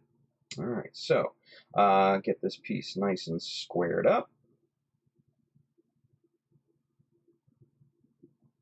Position just a little bit, and then let's get a little glue around the perimeter of the piece, just to make sure that it's nice. It's got good adhesion. Now, again, you do not even want to use like a full drop of glue on this. You just want to get your applicator brush, just wipe as much off of there as possible, right? And you just want to kind of tap into the crevices in the corner of that little piece, just to make sure that if there are any gaps in glue, if it dries up on you, that it flows by capillary action underneath of the piece and pulls it down and starts that solvent action with the plastic, right? All right, so let's get this piece back assembled. Let's take a look one last time at our work, and we'll move on. But I'm digging this arm so far. Digging it so far. All right. There's our two little pieces installed. Let's get the super zoom going. Get our box. 5x. Bang. There we go. It's almost like macro, this super zoom. I love the fact that this is here and I found it. So there's our two little pieces. Kind of get a 3/4 look going here, and it just kind of gives a hint of reinforcement. Wow, you can even see my fingerprints on that. That is super zoom. But yeah, you can see kind of it gives you a hint of reinforcement, similar to the strips that we applied earlier, but a little bit of a lesser note back here. So, and it just gives your eye something to look at, right? It just gives something additional for your eye to peruse. And that's kind of, I guess, one of my keys to model building is giving, the viewer something to find every single time that they look at the model. I think that's important because, it's just like a movie, right? If you watch a really good movie, you're going to watch it again. You're going to notice things that you didn't watch before, right? So that's the way I see a really successful model. If you look at some of the GBWC champions, especially like Win from Thailand, Win Among, Paint Pusher, for those of you that don't know Win's first name. He's a good friend of mine. He sent me tons of, progress photos of his works and things like that. And even seeing his works in person, I saw his work, in 2016 when he came in second. And the thing was amazing, is that kind of banana, crescent moon shaped diorama that he did with all of the Zakus chasing the one Gundam, and it had, Sayla reading the letter at the bottom, and it was amazing. The reason why that model and all of his models really are so successful is because you notice new things every time you take a look at it. One of my favorite parts in that particular model is a GM that had been blown to bits. You just see kind of part of his arm or something, or it might be the rest of his chest or something, I forget. But he is basically driving a knife through Zaku's leg. It might have been the other way around, but I just remember the scene, that sub-scene, that little kind of vignette, if you will, in that model, in that piece. And that's just the reason why his particular pieces are so successful. You look at really all of the GBWC champions from all around the world, and they're the same way. With mine, I hope that, people see and experience different things as well. With the Hummingbird, with Ozymandias, even with some of the non-competition models, the Blue Destiny, things of that nature. And, the Gundam version Logic that we had some fun with scratch building a couple years ago. There are just details that you can see at different angles and different ways that you may not see on initial viewing. You may not see it on a second, third, fourth, fifth viewing. But those little details do make a world of difference to the viewer. So, food for thought. Apply that to your next project, people. Apply that to your next project. Okie dokie. So let's check in with Facebook, see what's going on over there, see if anybody else. Let's see. Nate Millis. Tim's visor is like a switch. Yeah, when I take it off, I'm about to talk, right? And Nate says, shit's about to go down. Not really. I just kind of explained the reason for really, really good detail, right? Sippy8 over there on Twitch says, wow, what a good stream. Thank you, Sippy8. I appreciate that, buddy. Very kind of you to say. Welcome, and thank you for watching, too. So let's catch up with what the peoples are saying in the chat here, especially on YouTube. You know what? Let's switch back over to one camera for this, because I want to see, want to talk to you guys here. Bailey, there's a resin 1100 version of the big gun. Very tempting. Yeah, it is. Yeah, it is. It's probably expensive, though. I mean, that's like... Shit, that's like that's roughly the size of 2 Zaku's. 100 is, master grade Zaku's. And it being made of resin, that's a lot of money. I'd imagine, anyways. So, that would be cool. But damn, you can't use resin kits in GBWC, so it's like... Chris Wu, I almost finished my custom stand with that strip porn detailing. All right, so there we go. We have a new term, everybody. Strip porn detailing. That's what we're calling it. Or strip detailing porn. I like that. I think that works, right? Chris, what do you think? Strip detailing porn? I think that's a winner. Thank you for helping coin that phrase. Appreciate it. And he says adding, layers of perspective to it. So Chris is making, Chris Wu over on YouTube is making this insanely detailed base right now that just is incredible all on its own. You guys can check him out on the Plazone group. On Facebook, he posts there a lot, and I see his work over there, and he sent me some stuff, and really, really good, very, very talented modeler. William Wilms, I want Bandai to come out with 1/100 weapon sets. Dude, that would be amazing if they did, yeah. Back when B Club was still kind of popular, they used to have 1/100 scale, resin pieces that you could buy.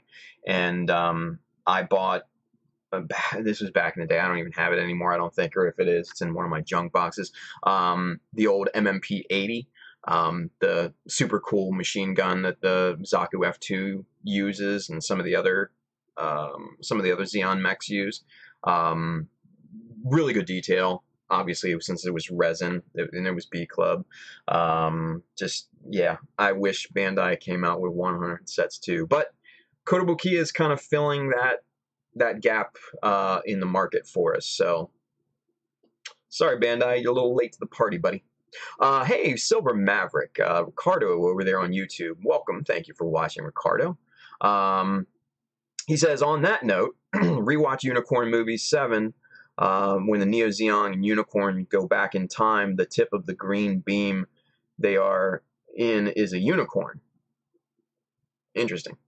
Hidden detail. I like hidden detail. That's a good call. I'm gonna have to go back and watch that now. Shit. Thanks, Ricardo. Like I didn't have anything else better to do. Now I gotta go watch fucking Unicorn. Damn it. Thanks for watching, brother. Appreciate it. Alright. So let's go over to the waist. Let's get back on 2 cameras. Bang, there we go. Let's get my visor out of the way here, and we're gonna start working on the waist a little bit, namely the front crotch area, and I'll show you kind of what I did with that because I started scribing this. We're gonna get the side skirts taken off here. Whoops. Put off to the side, and let's see. Let's get you zoomed in a little bit more there. Maybe you guys can see it. Maybe we can catch the light on this. So there, okay.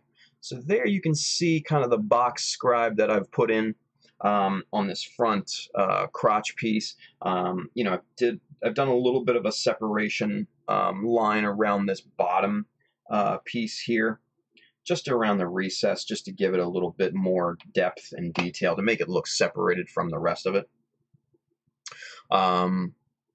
Chris Wu says, yeah, that good term, strip detailing porn, hee hee. I think we go with it. I like it. So, the other things that I've done here is I've brought all of this box scribing detail up into this gap here. And this is actually molded in. Let's see if we can get you zoomed in or focused there. This is actually a molded in recess by Bandai, but originally it was kind of curved here in the corners, and I didn't like that. I hated that look, actually. So what I did is I just trimmed that down and squared that up, and then obviously brought the that box style scribe up to match the width of the gap. Similar to what we did on, what did we do that on? I think we did that on the arm, right? Yeah, we did. So, similar to this box style scribe on this piece to match the width of the gap between here and here. So, similar style of thought there, but we're not done with this. I'm not done with this. I'm not pleased with this just yet. So let's pull this off the rest of the waist here. Pop that right there. Okay. Now, this is probably going to be the side that you're never ever going to see. The bottom, right? Who looks at the bottom of a model? Who looks at the bottom of the feet, right? You'd be surprised. Especially if you're taking pictures and stuff at different angles. If you're taking like an up, kind of like an angled up shot to try and convey scale, right? It's a common photography technique that modelers use to try to extend that illusion of scale, right? So don't neglect the bottom of these pieces, folks, because sooner or later, somebody's going to see that, right? So with that, we're going to get our Kotobukiya plates in here, and we're going to try to match up something that will fit the underside here. And wow, does that match up perfectly? Let me see. Because if that does, I think we got a winner. Wow, yeah, that does. That shoo, dimension to dimension, front and back, length and width. That is perfect. So this particular little plate right here was just made for the bottom of this piece. And it's just a simple, little venting detail. That's all you need. I think it looks great. I think that's what we're going to go with. So we're going to clip this out. We're going to apply it. Super simple detail. Didn't have to scribe, didn't have to cut, plastic sheet, didn't have to do anything like that. It's already done for you. That's why these Kotobukiya parts and these other kind of option part makers are just so handy. And it's so good to have a variety of these parts too, right? So we're going to make sure that this is nice and flush. Trim off a little bit of excess there. Same thing with this side.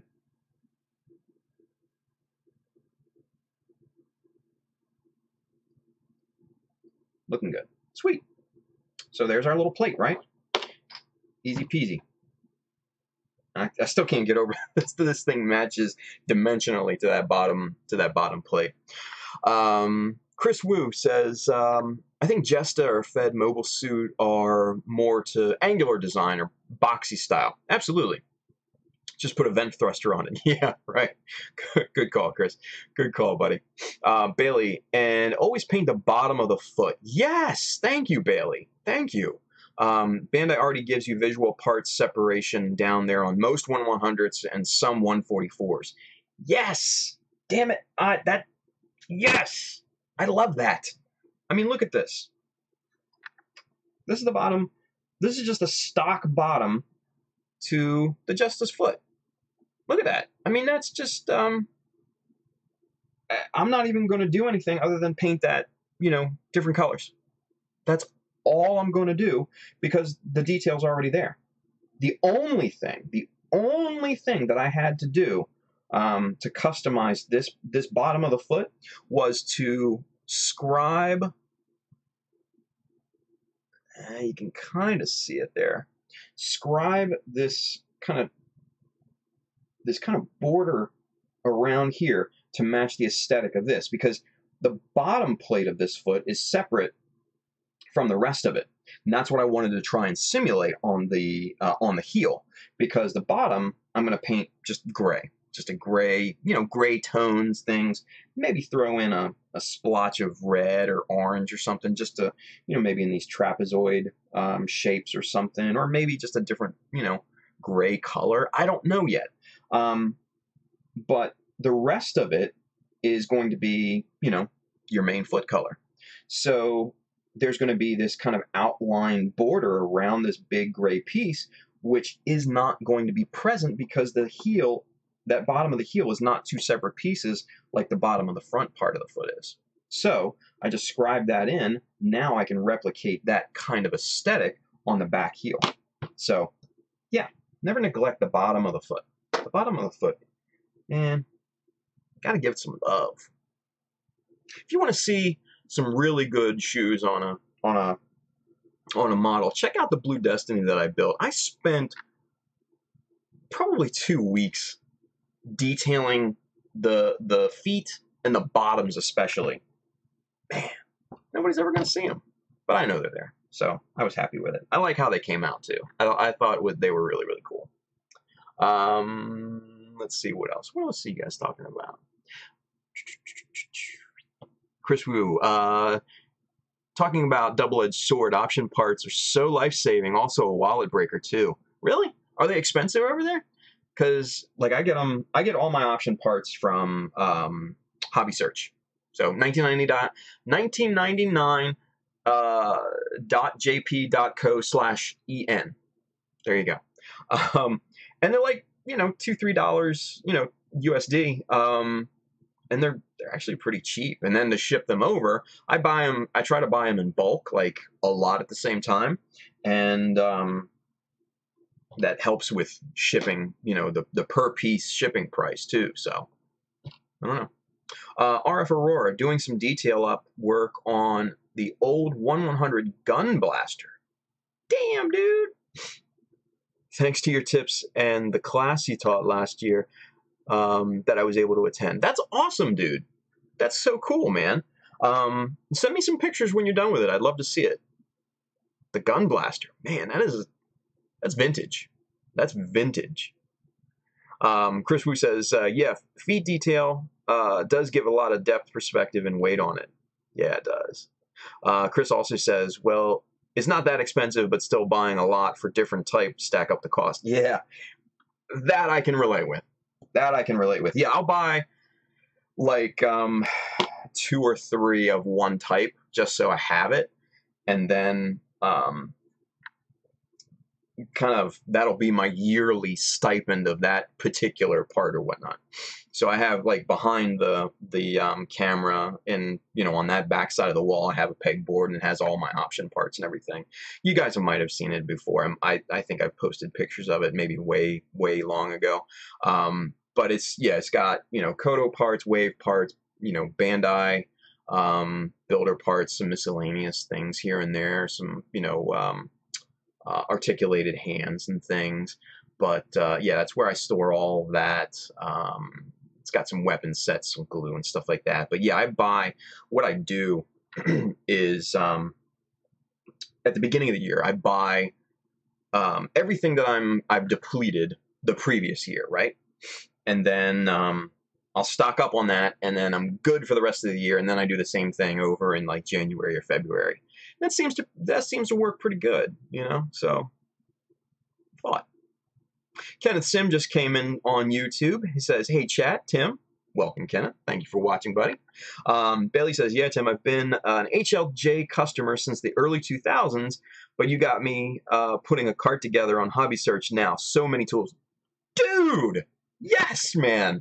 No, I'm going to tell you right now, Hobby Search is the absolute best. Love those guys at Hobby Search. Not only do they have the best selection of tools and in-stock items in terms of like detail parts and stuff like that, they have decals and tools especially. It just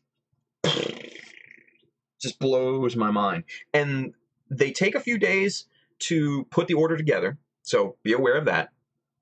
And you'll get a shipping notice, all that good stuff. And then when it finally does ship, it's pretty quick, actually. Like, I'm shocked at how quick it comes to me, because like I'm in Maryland, like the East Coast of the US, right? So I couldn't really be any farther away as a US based, customer. I couldn't be any farther away from them unless I was like in Maine or something like that. But it comes in like 3 or 4 days, which is like really shocking. Especially going through customs and all of that. Their documentation is top notch when it comes to, custom documents and everything. So yeah, they've definitely got their stuff together.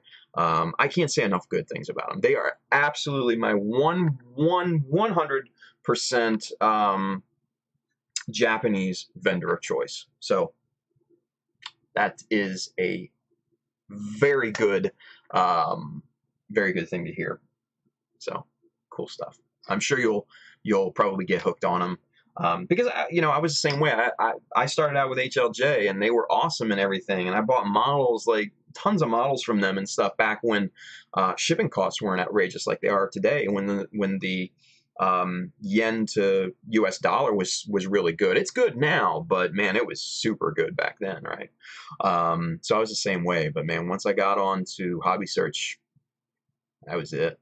The only thing that HLJ has on Hobby Search is their warehousing feature. It's the only thing. I wish Hobby Search did something like that, and man, it would be game over, I think, for HLJ, but what are you going to do? Kenneth Sim, regarding plot plates, which brand does Tim recommend? Evergreen, Tamiya? Yes, both, actually. And then also some others. So, Kenneth, I don't know, obviously where you are in the world, but there is a website that I like to shop at here in the U.S. It's called McMaster Car, and it's a hardware kind of based company, but they have raw materials that you can purchase. So you can get things like plastic sheet in a massive amount of different dimensions. You can get everything down from like 0.75 millimeter to, I think they sell quarter inch sheets of plastic, and you can get these things at like huge sizes, like plywood sheet sizes of plastic, like massive. So and it's cheap too, surprisingly, like mad cheap. You could spend hours on there looking at the raw materials, the different tools, the different fastening hardware, especially. Like, you can get some really, really small, what is it? Let me see. Let me grab that, and I'll show you what I mean. Some really small hex head screws, and they're just really cool. Oh, look at, okay, so right here. These are 1 millimeter stainless steel rods. And I use those for a ton of different things, mostly reinforcement and pinning for like resin kits and things. But they also have them in 2 millimeter. And where are those little hex head screws? Here we go. And there's some little hex head screws too. So with a 2 millimeter, you can actually replace any like hydraulic pistons with these, and you can get these in different lengths. This is just like 14 millimeter. This is kind of the one that I chose to get. And these things are super precision. These are from this one was from India. This one, the 1 millimeter's made in Germany. So I mean, you know how those Germans are, man. They are technical and accurate, and BMW style level of detail, man. But these are, what was that? Facebook, you're killing me. Facebook. So that was me, guys. False alarm. That was just me. Heads up. So yeah, so you can get those pins, those dowel rods, metal. Those are, like I said, stainless steel. These are really cool. These are just you know what? Let's get you super zoomed in on this, because that way you'll be able to see them with that much better detail.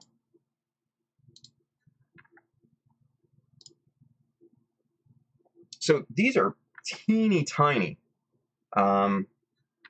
These, I think, are about 2.5 millimeter wide.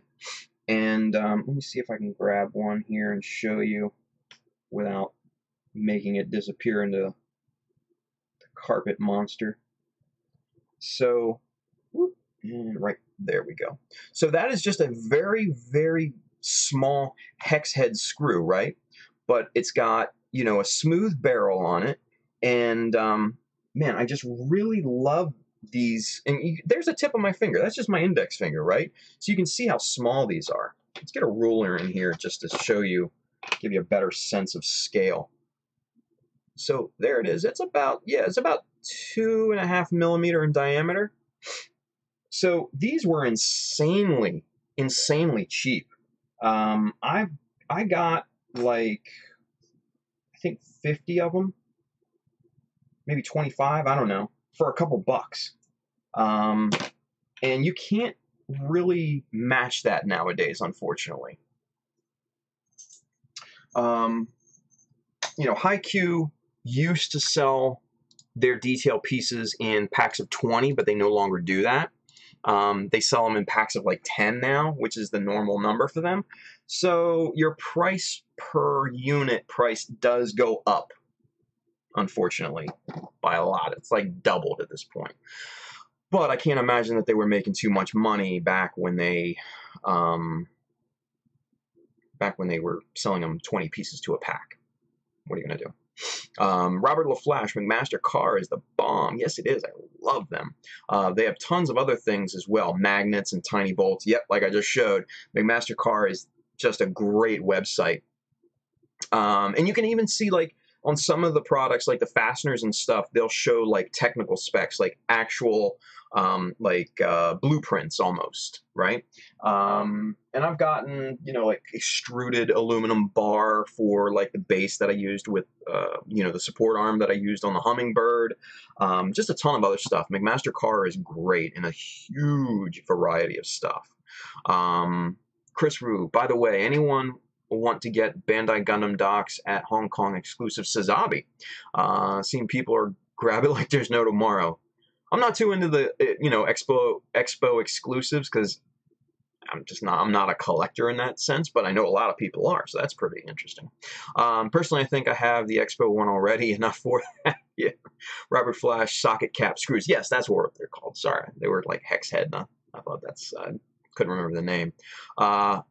Chris Wu says, metal detailing kind of hard to find in Malaysia and expensive too. Yeah, I think it's hard to find almost anywhere, to be honest with you, other than Japan, of course, or in China. China, if you look on Taobao, I've told you guys about Taobao before. Great marketplace. You can get stuff insanely cheap there. Like the what is it? The steel sole, the little photo etch detail parts. You can get on there super cheap. Ton of other stuff on there. But go through a third-party broker like Beheiner or somebody like that. They're going to make your experience buying off Taobao just infinitely better. Bailey says, oh shit, they have transparent ruler with a 0.5 millimeter markings I've been looking all over for. I might have to look into that too. Robert LaFlash says, that site is insane. Yes, it is. McMaster Car, everybody. Kenneth Sim, Haiku parts are hard to get, even in Japan, always sold out or back order. Really? Like, when I was in Japan, I went to the Volks store, which is on top of, what's that place? I can't remember the store below it. But it's like 9 floors, and it's right outside of the Akihabara, train station, and literally right outside. I mean, like, you walk out of the exit and it's literally right there. But Volks, the topmost store, had just an amazing amount of Haiku parts, Adler's Nest, some of the other metal parts kind of makers and things, they were really stocked. And then tools and materials, I literally spent probably 2 hours in that place, and that store was, I don't know, maybe half the size of my basement. So it was pretty small. No, it wasn't on top of Yodobashi. It was, like I said, it was right outside of the Akihabara train station. I forget. It's just like it has, it was like a red out on the outside. It has this, long red sign. Shit, I can't remember the name. I can't. For some reason, the name escapes me. But if I see it or hear it, I'd be like, "That's it." Check Zach's Zaku Aurelius. Check on his videos shopping in Japan or in Tokyo or whatever. I used that. I used those videos to get me around Tokyo. No lie. I used those videos to find Mandarake. I used those to find Yellow Sub. Used them to find the Volk store, Yodobashi, all of them. I used those videos like there was no tomorrow. I had, had them going on my phone, hooked to a rented hotspot, which if you're going to Japan, get a rental hotspot. You won't regret it. They're like $50 for a week. They're the best bargain that you can get in Tokyo. 4G, like everywhere, and it's super fast. Loved it. So yeah, I was watching his videos right in there in the streets of Tokyo. Me and my wife just like, oh, what do we do now? So those are really, really valuable. So check those videos out. Chris Wu says Taobao, yes, super cheap. Only problem is language barrier. Yeah, dude, go through like a third-party broker and they'll handle everything. The one I use is Bhiner, BHINER.com. They're amazing. Customer service is wonderful. They will ask questions on your behalf to the vendors. They'll check stock levels for you before you pay. I was blown away by the level of customer service from that company, and I will never go anyplace else when it comes to purchasing off Taobao. Obviously, you're going to pay brokerage fees. You're going to pay just a teeny tiny little bit of extra shipping because they will collect all of the items from the different vendors to their warehouse, rebox it, and ship it to you. But those fees are surprisingly inexpensive. So, excuse me, Bhiner, that's the only one I think you really need to know. So check that out. That completely demolishes any sort of language barrier. So highly recommend them. William Wilms, I use his book on my phone to do my Gundam shopping. Picked up The Real Great Sasabi today. That book is amazing for On. I know there was something extra. I think we'll wait to see what that extra is. But yes, Zach, for those of you who don't know, Zaku Aurelius, he put together a little PDF kind of, I don't know, guide, like a tour guide almost, for Gundam shopping in Tokyo. You can get that on USA Gundam Store. It's free, so you don't have to, there's no charge for it. It's just a PDF download, and really, really useful. Has the maps and everything, the points of interest, all that good stuff. So very, very good. Yeah, site location finding. There you go, William. Cool. Good, good, good. Glad that came in useful. I told him, I said, dude, you got to do like a map or a guide for it. We, obviously we all talk, in our little Gunpla talk, little private chat and everything, and I told him, dude, you gotta put this all together. It's just so useful. Like, I messaged him while I was in Tokyo. I'm like, you're a freaking godsend right now, because I couldn't find anything in Tokyo, because not that it was hard, just it was such a new experience that it's overwhelming, at least for me, So, all right, let's see what time it is. 12:02. Cool. Okay. So let's do a little bit of work on this front crotch piece real quick, and then I think we might call it a night.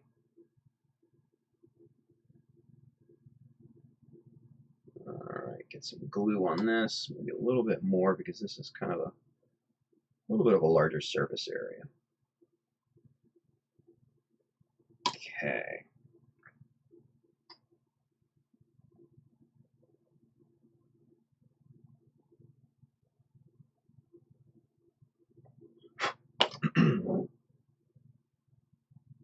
All right.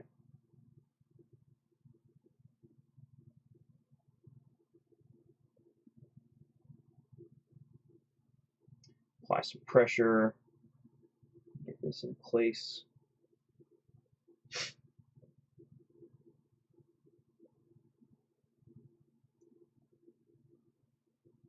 Apply a little bit of glue just to the front seam here because it looks a little separated. I'm just going to get a little bit on our brush. We're just going to go right across that little seam there. Get as much off of here as possible.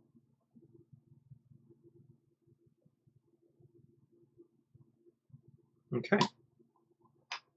Well, that was easy. And there's your bottom. Bottom of that, basically that's the bottom of the front crotch piece. Get zoomed in there, camera. Come on. Focus on me. There we go. Yeah. I like it. Simple, simple, super easy.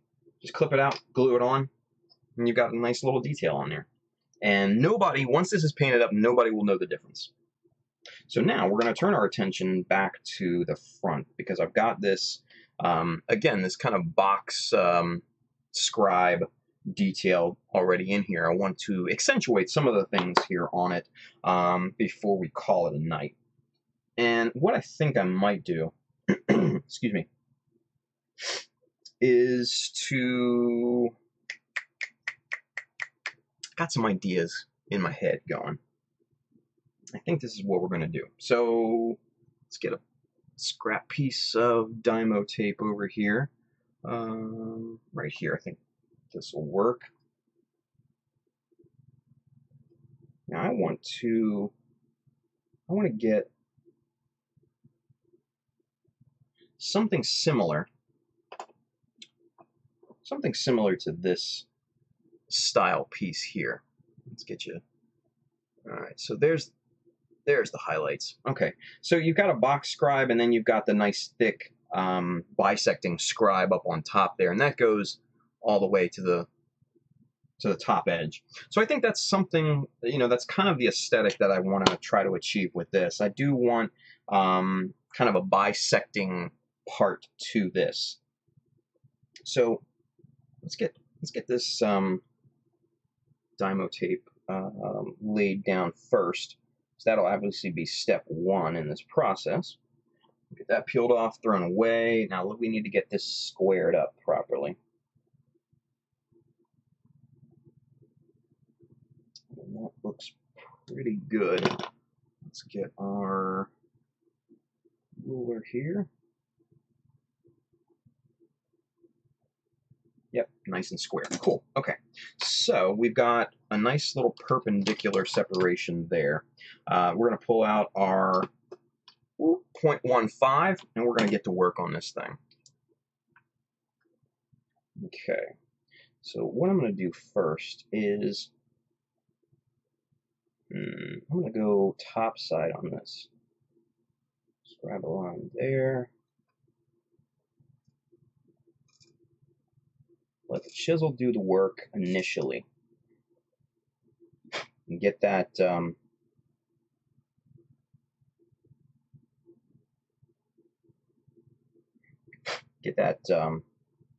of guide, that trench, if you will. Get that started, and then your chisel will just kind of go from there. So we're going to do this first. Then, while the tape is still on there, we are going to grab 0.5, and we're going to do a lateral latch down below the tape. Just a small one. Nothing crazy. Just between the rest of the box here. we're going to start on one side, probably about 1.5 millimeters, 2 millimeters from the line.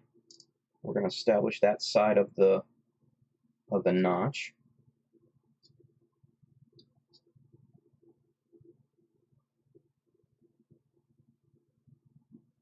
And we're going to do the same thing on the other side.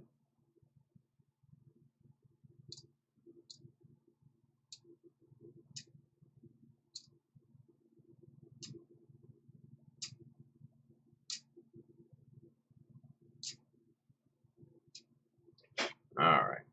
So once you've got both sides established, then you want to go back and clean out the parts in the middle and really start to deepen that lateral notch. Now, you guys are probably seeing the back of my... No, actually, maybe not. You guys seeing the back of my head? Maybe, maybe not. I don't know. Anyway, let me pull up Facebook, see what's going on over there. You guys are quiet over there. Facebook's always my quiet kids.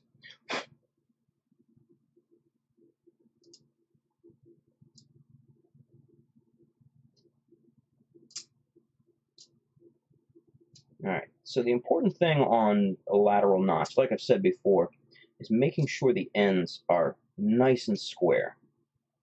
And then after that, making sure the bottom of the notch is nice and flat. You don't want waves or dips or peaks or valleys or anything like that on the bottom, because with this being a thicker notch, you'll be able to see it a lot more. You'll be able to see that height variation in it a lot easier than you would, say, just a normal panel line.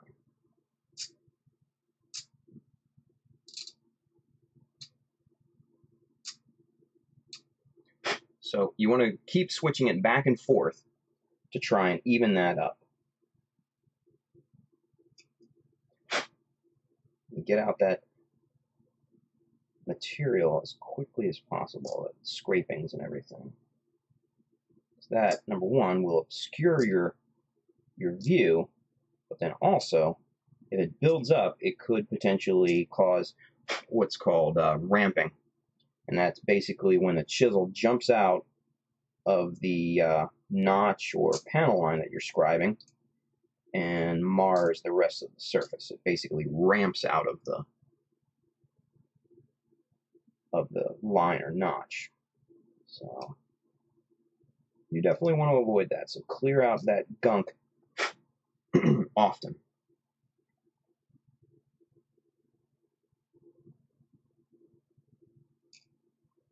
Okay. I think that looks pretty good there. And we're going to scribe the rest of it with our 0.15 to finish this off.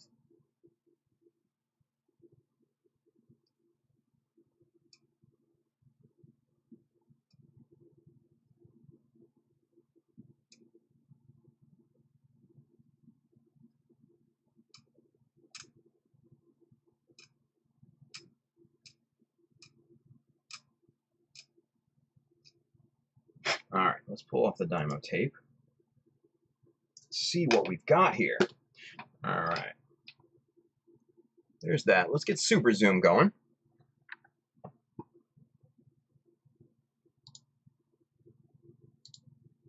Get the box. And let's get the 5x zoom. All right, so there. Let's get some, see if we can rotate this up to get some highlights in. There we go. Now we can see it a little bit better.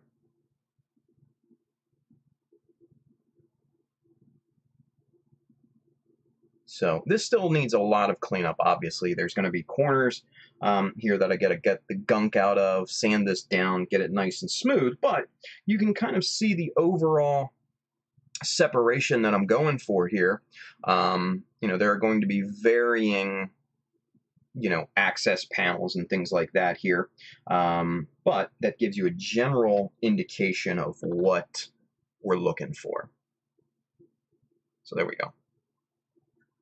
Aya Alin, Tim, your panel lining is second to none. Good job. Thank you. I appreciate that. That's very nice. Very nice of you to say. I'm not too bad. I'm okay at it. There are people better. There are people better. But I'm decent. I think I'm decent. I don't know. What do you guys think? All right, so let's continue on with this. And we're going to clean the gunk out of the corners real quick.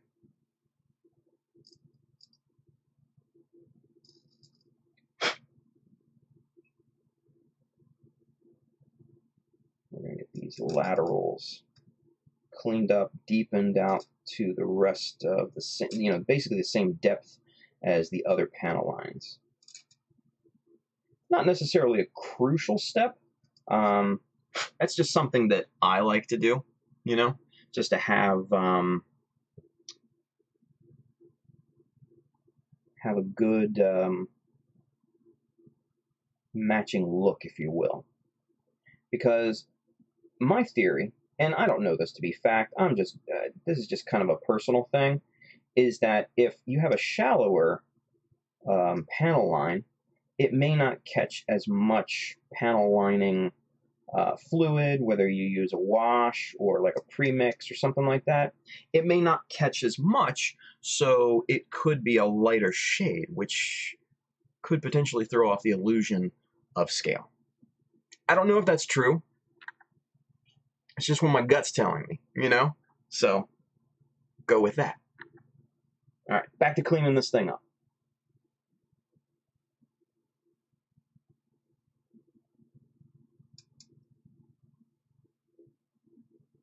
Okay. Just getting these tiny laterals cleaned up here.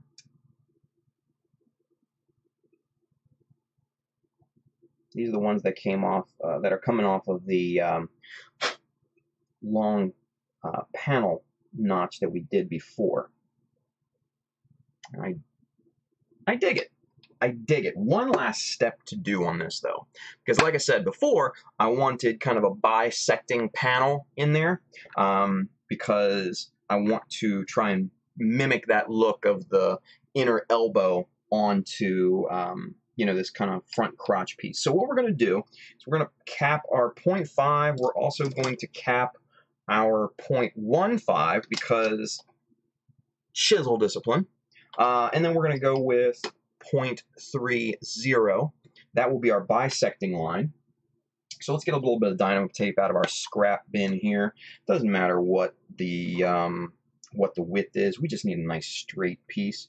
So we're going to get this little fat guy right here. Come here, little fatty. We're going to get that little guy right there. And now what we need to do, this is kind of where precision comes into play.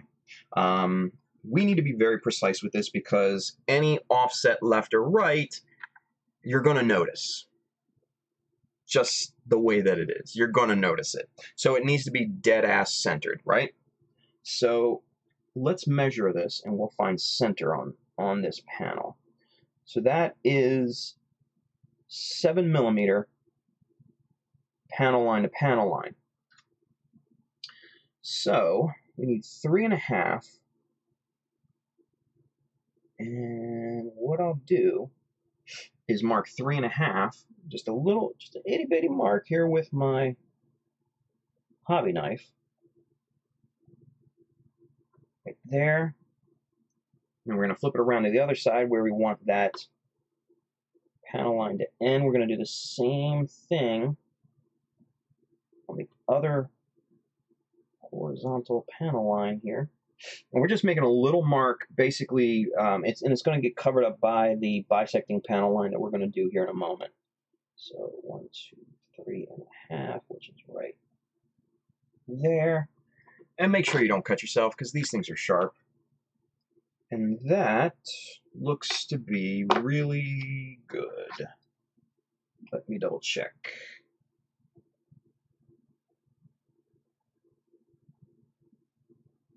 Money. That's what we like to see. Money. All right. So now we need to get the backing tape off of this. And this is where a little bit more precision is going to come into play. Not necessarily peeling off backing tape. It's easy, right?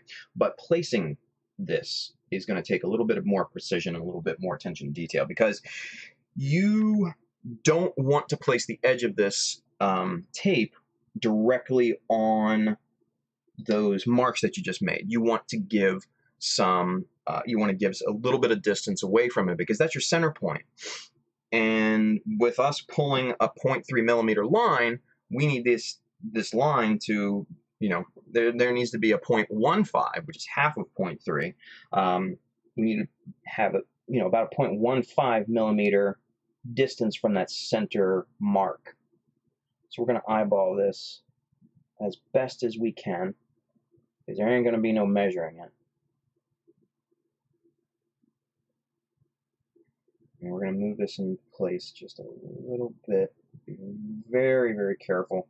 Like I said, this is precision. Now, what we can do is we can get our 0.15 and try to measure, use it almost as a guide.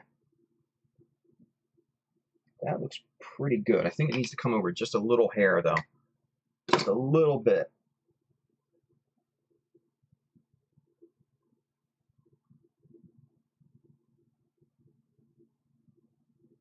Okay.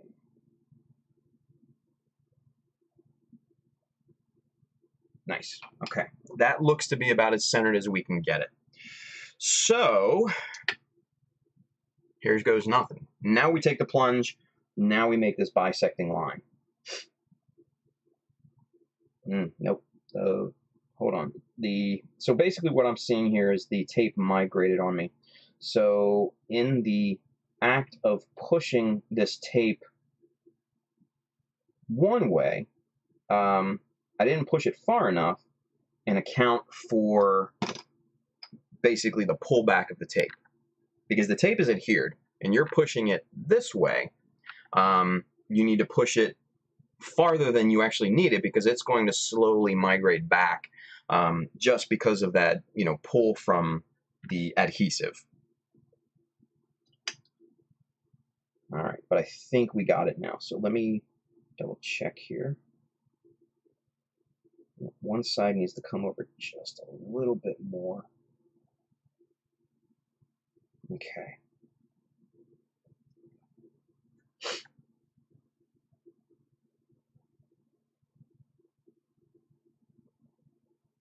All right, we're going to go with that. Let's commit.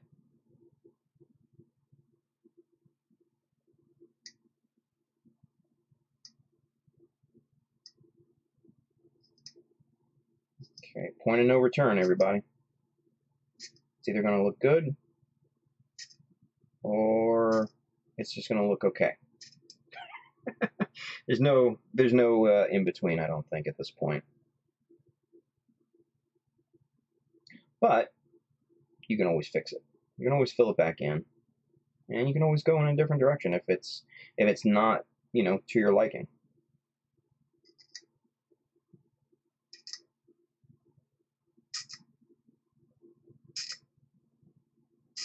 Okay. And since this is a little bit thicker, this is 0.3, you do want to go back and forth in direction just to make sure that the groove is nice and smooth at the bottom, because that's going to be very important. I think we've got this line established enough to where we can pull the tape off. Fingers crossed. Hold your breath. Let's see what we're working with here. Come on, tape. Come on. Come on. There we go. All right. Let's see what we got. Not bad. Not too shabby. Let's clean up the gunk out of this line, and then I'll show you guys what we got.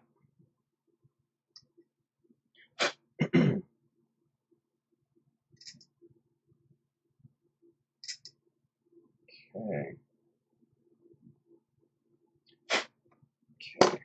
Let's get a little bit of toothbrush in here. Clean out the gunk and debris. Oh, that looks money. Let's see. Let's get some measurements going, shall we? That is 3.5. Damn. I think we're dead on. I think we might be dead on. let's get super zoom going. Get our box. 5x. Bang. Let's see. Let's get the highlight angle there. Oh, look at that. Look at that. That's crispy looking, right? I like it. I like it. And that's all I'm going to do with this.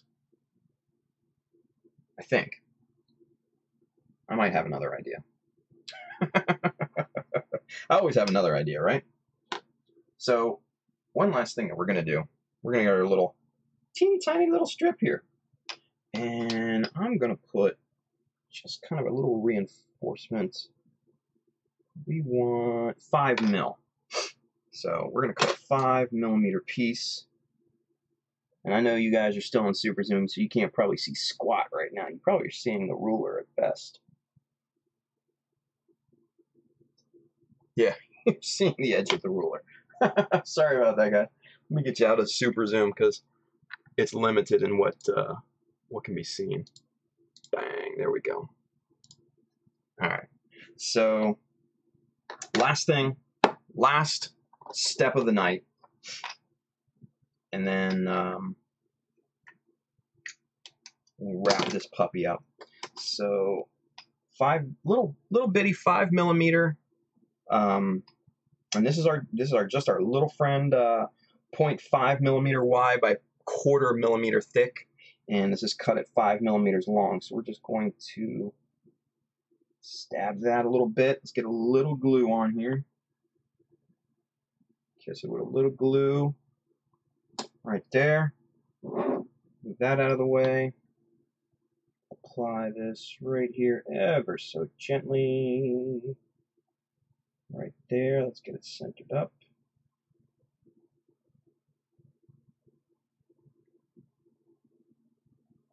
Okay. Let's see what that looks like now.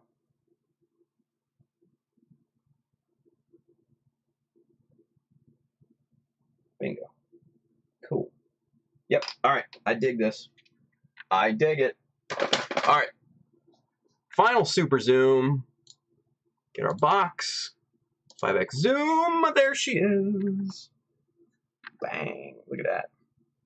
So just a little, level change. It's just a little reinforcement looking kind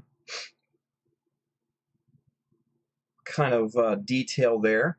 And then all the way up to, you got your nice little lateral latch there.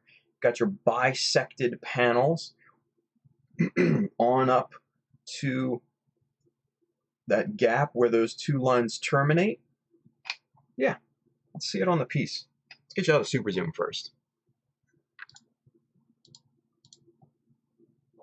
Let's get this on the piece and see what we did. What did we do? Oh my God, what did we accomplish tonight? Let's see. And there it is. Let's see if we can get some light on this. I don't think the light's gonna really help us too much right now. But, man, I think that looks pretty good. Because that gap width is the same width as this internal gap here where the EF crest is. So, there it is. There's our little vent at the bottom. Look at that. Nice little detail, nice little touch there. So, yeah. Good stuff. Good stuff. Let's get you back over to one camera. And we will finish it up for the night. So, secure the cap. Chisel discipline. Knife discipline, too. Don't let your knives go rolling off the table, because that would be very bad for your day, especially if it hits something critical. Anyway, Chris Wu says, let's get this baby strip more detailing. I love it. I love that. That's good. I like that term, Chris. Robert LaFlash says, that looks great. The more I watch, the more I want to experiment with this GM command. Dude, do it, man. Kenneth Sims, him turning master grade into real grade quality. I don't know, man. Hopefully. I'm trying. RF Aurora, so you have a link to your recommended tools on Amazon. Do you have a wish list on Hobby Search for all the detail parts? I do, but I don't know if those are public, are they? I don't know. I will have to research that and see, because if they have that capability, I don't know if they do. I've never really looked into it, you know. But if they do, I can definitely put that together. That would be really cool. So you guys don't have to go searching all over the place, right? Especially the tools. Oh man, the tools. The tools can get really niche, right? Like the Wave T squares and stuff like that. Yeah, Bailey, good call. Just search plug unit on Hobby Search. Yeah, that's good. Also, modeling support goods. If you go on Hobby Search, if you go up to the top menu and you go to tools, that's going to be the section that you want to look at, because then tools are going to be subsectioned on the left. There's going to be plastic detail parts, metal detail parts, decals, out of focus cameras. Come on, man. And all sorts of other subcategories that you can go into. Like I said, some of the tools that I particularly use are going to be very niche and a little hard to find. So yeah, I mean, if I can, maybe I can just come up with my own list, maybe post them on my website or something like that. That's actually a really good call. I might have to do that. Yeah, Robert on YouTube, he says they have a section that says plastic parts. Kotobukiya, Wave, Bandai's builder parts are a little bit harder to find. Camera, you're killing me. Damn. They're a little bit harder to find. They are normally in the Gundam section simply because they're Bandai. Yeah, you'll be able to find all that stuff over there. Really cool. Like the Kotobukiya weapon sets are just like insane. Haikyuu decals. There's not a better decal maker in the world. Not a one. They're the best decals in the world, hands down. Best I've ever seen. Bailey says Wave makes this sanding plate that's on rails. Out of stock right now, but I hit that restock email notification. Yeah, and that's a good thing too, especially for like hard to get tools, especially like chisels and stuff. And they send out the email really quick. Like as soon as it's back in their system, it goes back. It goes out to people. So yeah, so if you see something that is out of stock, hit that little notification, that email notification, and they'll hit you up when it's back in stock, or if it comes back in stock. Sometimes they have things on there that are never going to come back in stock.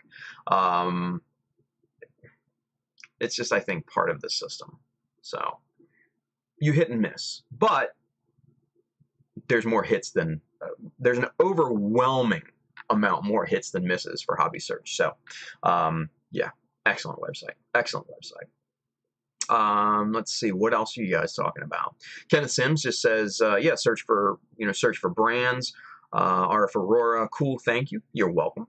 Bailey, oh yeah, Wave makes that. RF Aurora knocking out of the park, yelling at your camera like Tony Stark discipline is helping robots in the movies. I never thought of that. It is kind of like that, right? But yeah, I mean, the camera's fucked. I hate this camera. See? Look, it hates me too. I'm gonna kick your ass, I swear. Damn camera. I need a new one. This is, like I said, this is an old C920 Logitech. I want to get a 922E, which is I guess their newest consumer model. They've got a 930, but that's more for corporate calls and things like that. It just doesn't look good. It doesn't have the same kind of capability. But Robert LaFlash, I did want to ask you, what are you using for sandpaper? Great question. Believe it or not, I'm using sandpaper. Imagine that, right? No, so great question. I know. Stupid answer, Tim. But I use a variety. There's, Tamiya makes their finishing, sandpapers and stuff like that, and I've got some of those, but they're overpriced for what they are and the size that you get. I just go down to the local hardware store like Home Depot, Lowe's, whatever you might have in your particular neck of the woods. So this is just 3M. This is 600 grit. Harbor Freight here in the States carries this Gator Power brand. So 1,200, and you get like 4 sheets in here for a few bucks. I've got like 1,200. I've got 1,500, 2,000. I think I actually have in here too somewhere. I've just got Jesus, and I'm dropping it all over myself. So yeah, there's 2,000. I've just got a myriad of different, different types of sandpaper here. And like I said, here's the Tamiya ones here. I've got those. So they're good. They're not any different from the rest. Sandpaper, man. What I do have that I use a lot here, and I'll show you guys this. This is homemade, so you can DIY this. Let me get the sandpaper put away. And it's dirty as shit right now. This is just like a piece of MDF, medium density fiberboard, for those of you at home, that I just taped a big piece of sandpaper to. And MDF is super stable and it's super flat, right? So what I did was I just kind of taped this down. There's double-sided tape underneath of this, and then I taped it all around just to secure it. And this is a nice flat sanding surface that I can kind of really go to town and flatten a piece out on. So very useful. Great idea. What else? Yeah, Robert. Yeah, just whatever brand. Yeah. I mean, sandpaper, man. If you're looking to wet sand, make sure that it's a wet sandable, sandpaper. But anything other than that, it doesn't really matter for brand. Even something super generic is gonna do the trick. David Brita, auto stores carry really cheap, high grit sandpaper as well. Great idea. David Brita over on Facebook. Great idea that. Because yeah, they'll carry like 3,000, 6,000, 8,000, 10,000 grit sandpaper, which is, shit, at that point, you might as well be sanding with notebook paper. But don't do that. Don't do that. Just get the real thing. Get the actual sandpaper, because it won't work, and then you'll be cursing me. Don't do that. But yeah, you're getting into that high level of smoothness, when you reach the thousands mark. So, yeah, great question. Great question. All right, guys. It is 12:36 here in the States, so it is a little bit past midnight. I want to thank you for watching.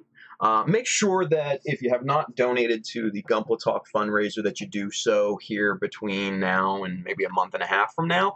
All donors get entered in to win this guy here, and I can't even see. This kit is so big, I can't even fit my head in the shot. This is the actual kit that you're going to get.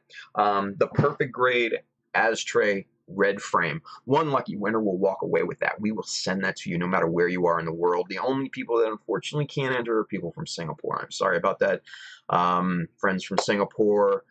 The GoFundMe has some weird donation limitation in Singapore, so unfortunately you guys aren't unable to participate. My apologies. But every place else in the world, you can donate to a very good cause All money goes directly to charity, and you get to enter a really cool giveaway too.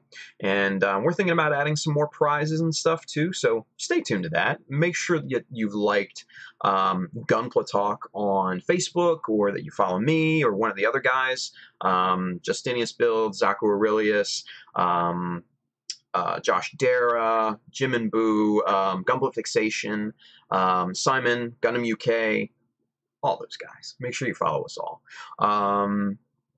Also, too, if you're interested in some of these tools, hit the Amazon link underneath. Right now on YouTube and on Facebook, a little bit later on Twitch. You'll also see the awesome book that we looked at, Art of Titanfall. Great inspiration in this book. And, you know, I've sourced out a whole bunch of tools, a whole bunch of books for you to get inspiration on. Make sure you buy the right tool, especially with the Dymo tape and everything. It's easy to get the wrong thing. Yeah. So that's us. And represent Londo Bell. Shout out to Mecha Store. Shout out to Mecha.com. Check it out. So, all right, guys. That is our Monday stream. We knocked it out of the park, I think. First stream out of the gate. Thank you so much for watching and interacting and talking to me. All you guys are great. Robert LaFlash, get the shirts from the Child of Mecha Store. Thank you, sir. I appreciate that, man. We will see you on Wednesday at about the same time. We're going to pick this up and do some other cool stuff. So, with that being said, guys, thank you again for watching. We'll see you next time. Bye.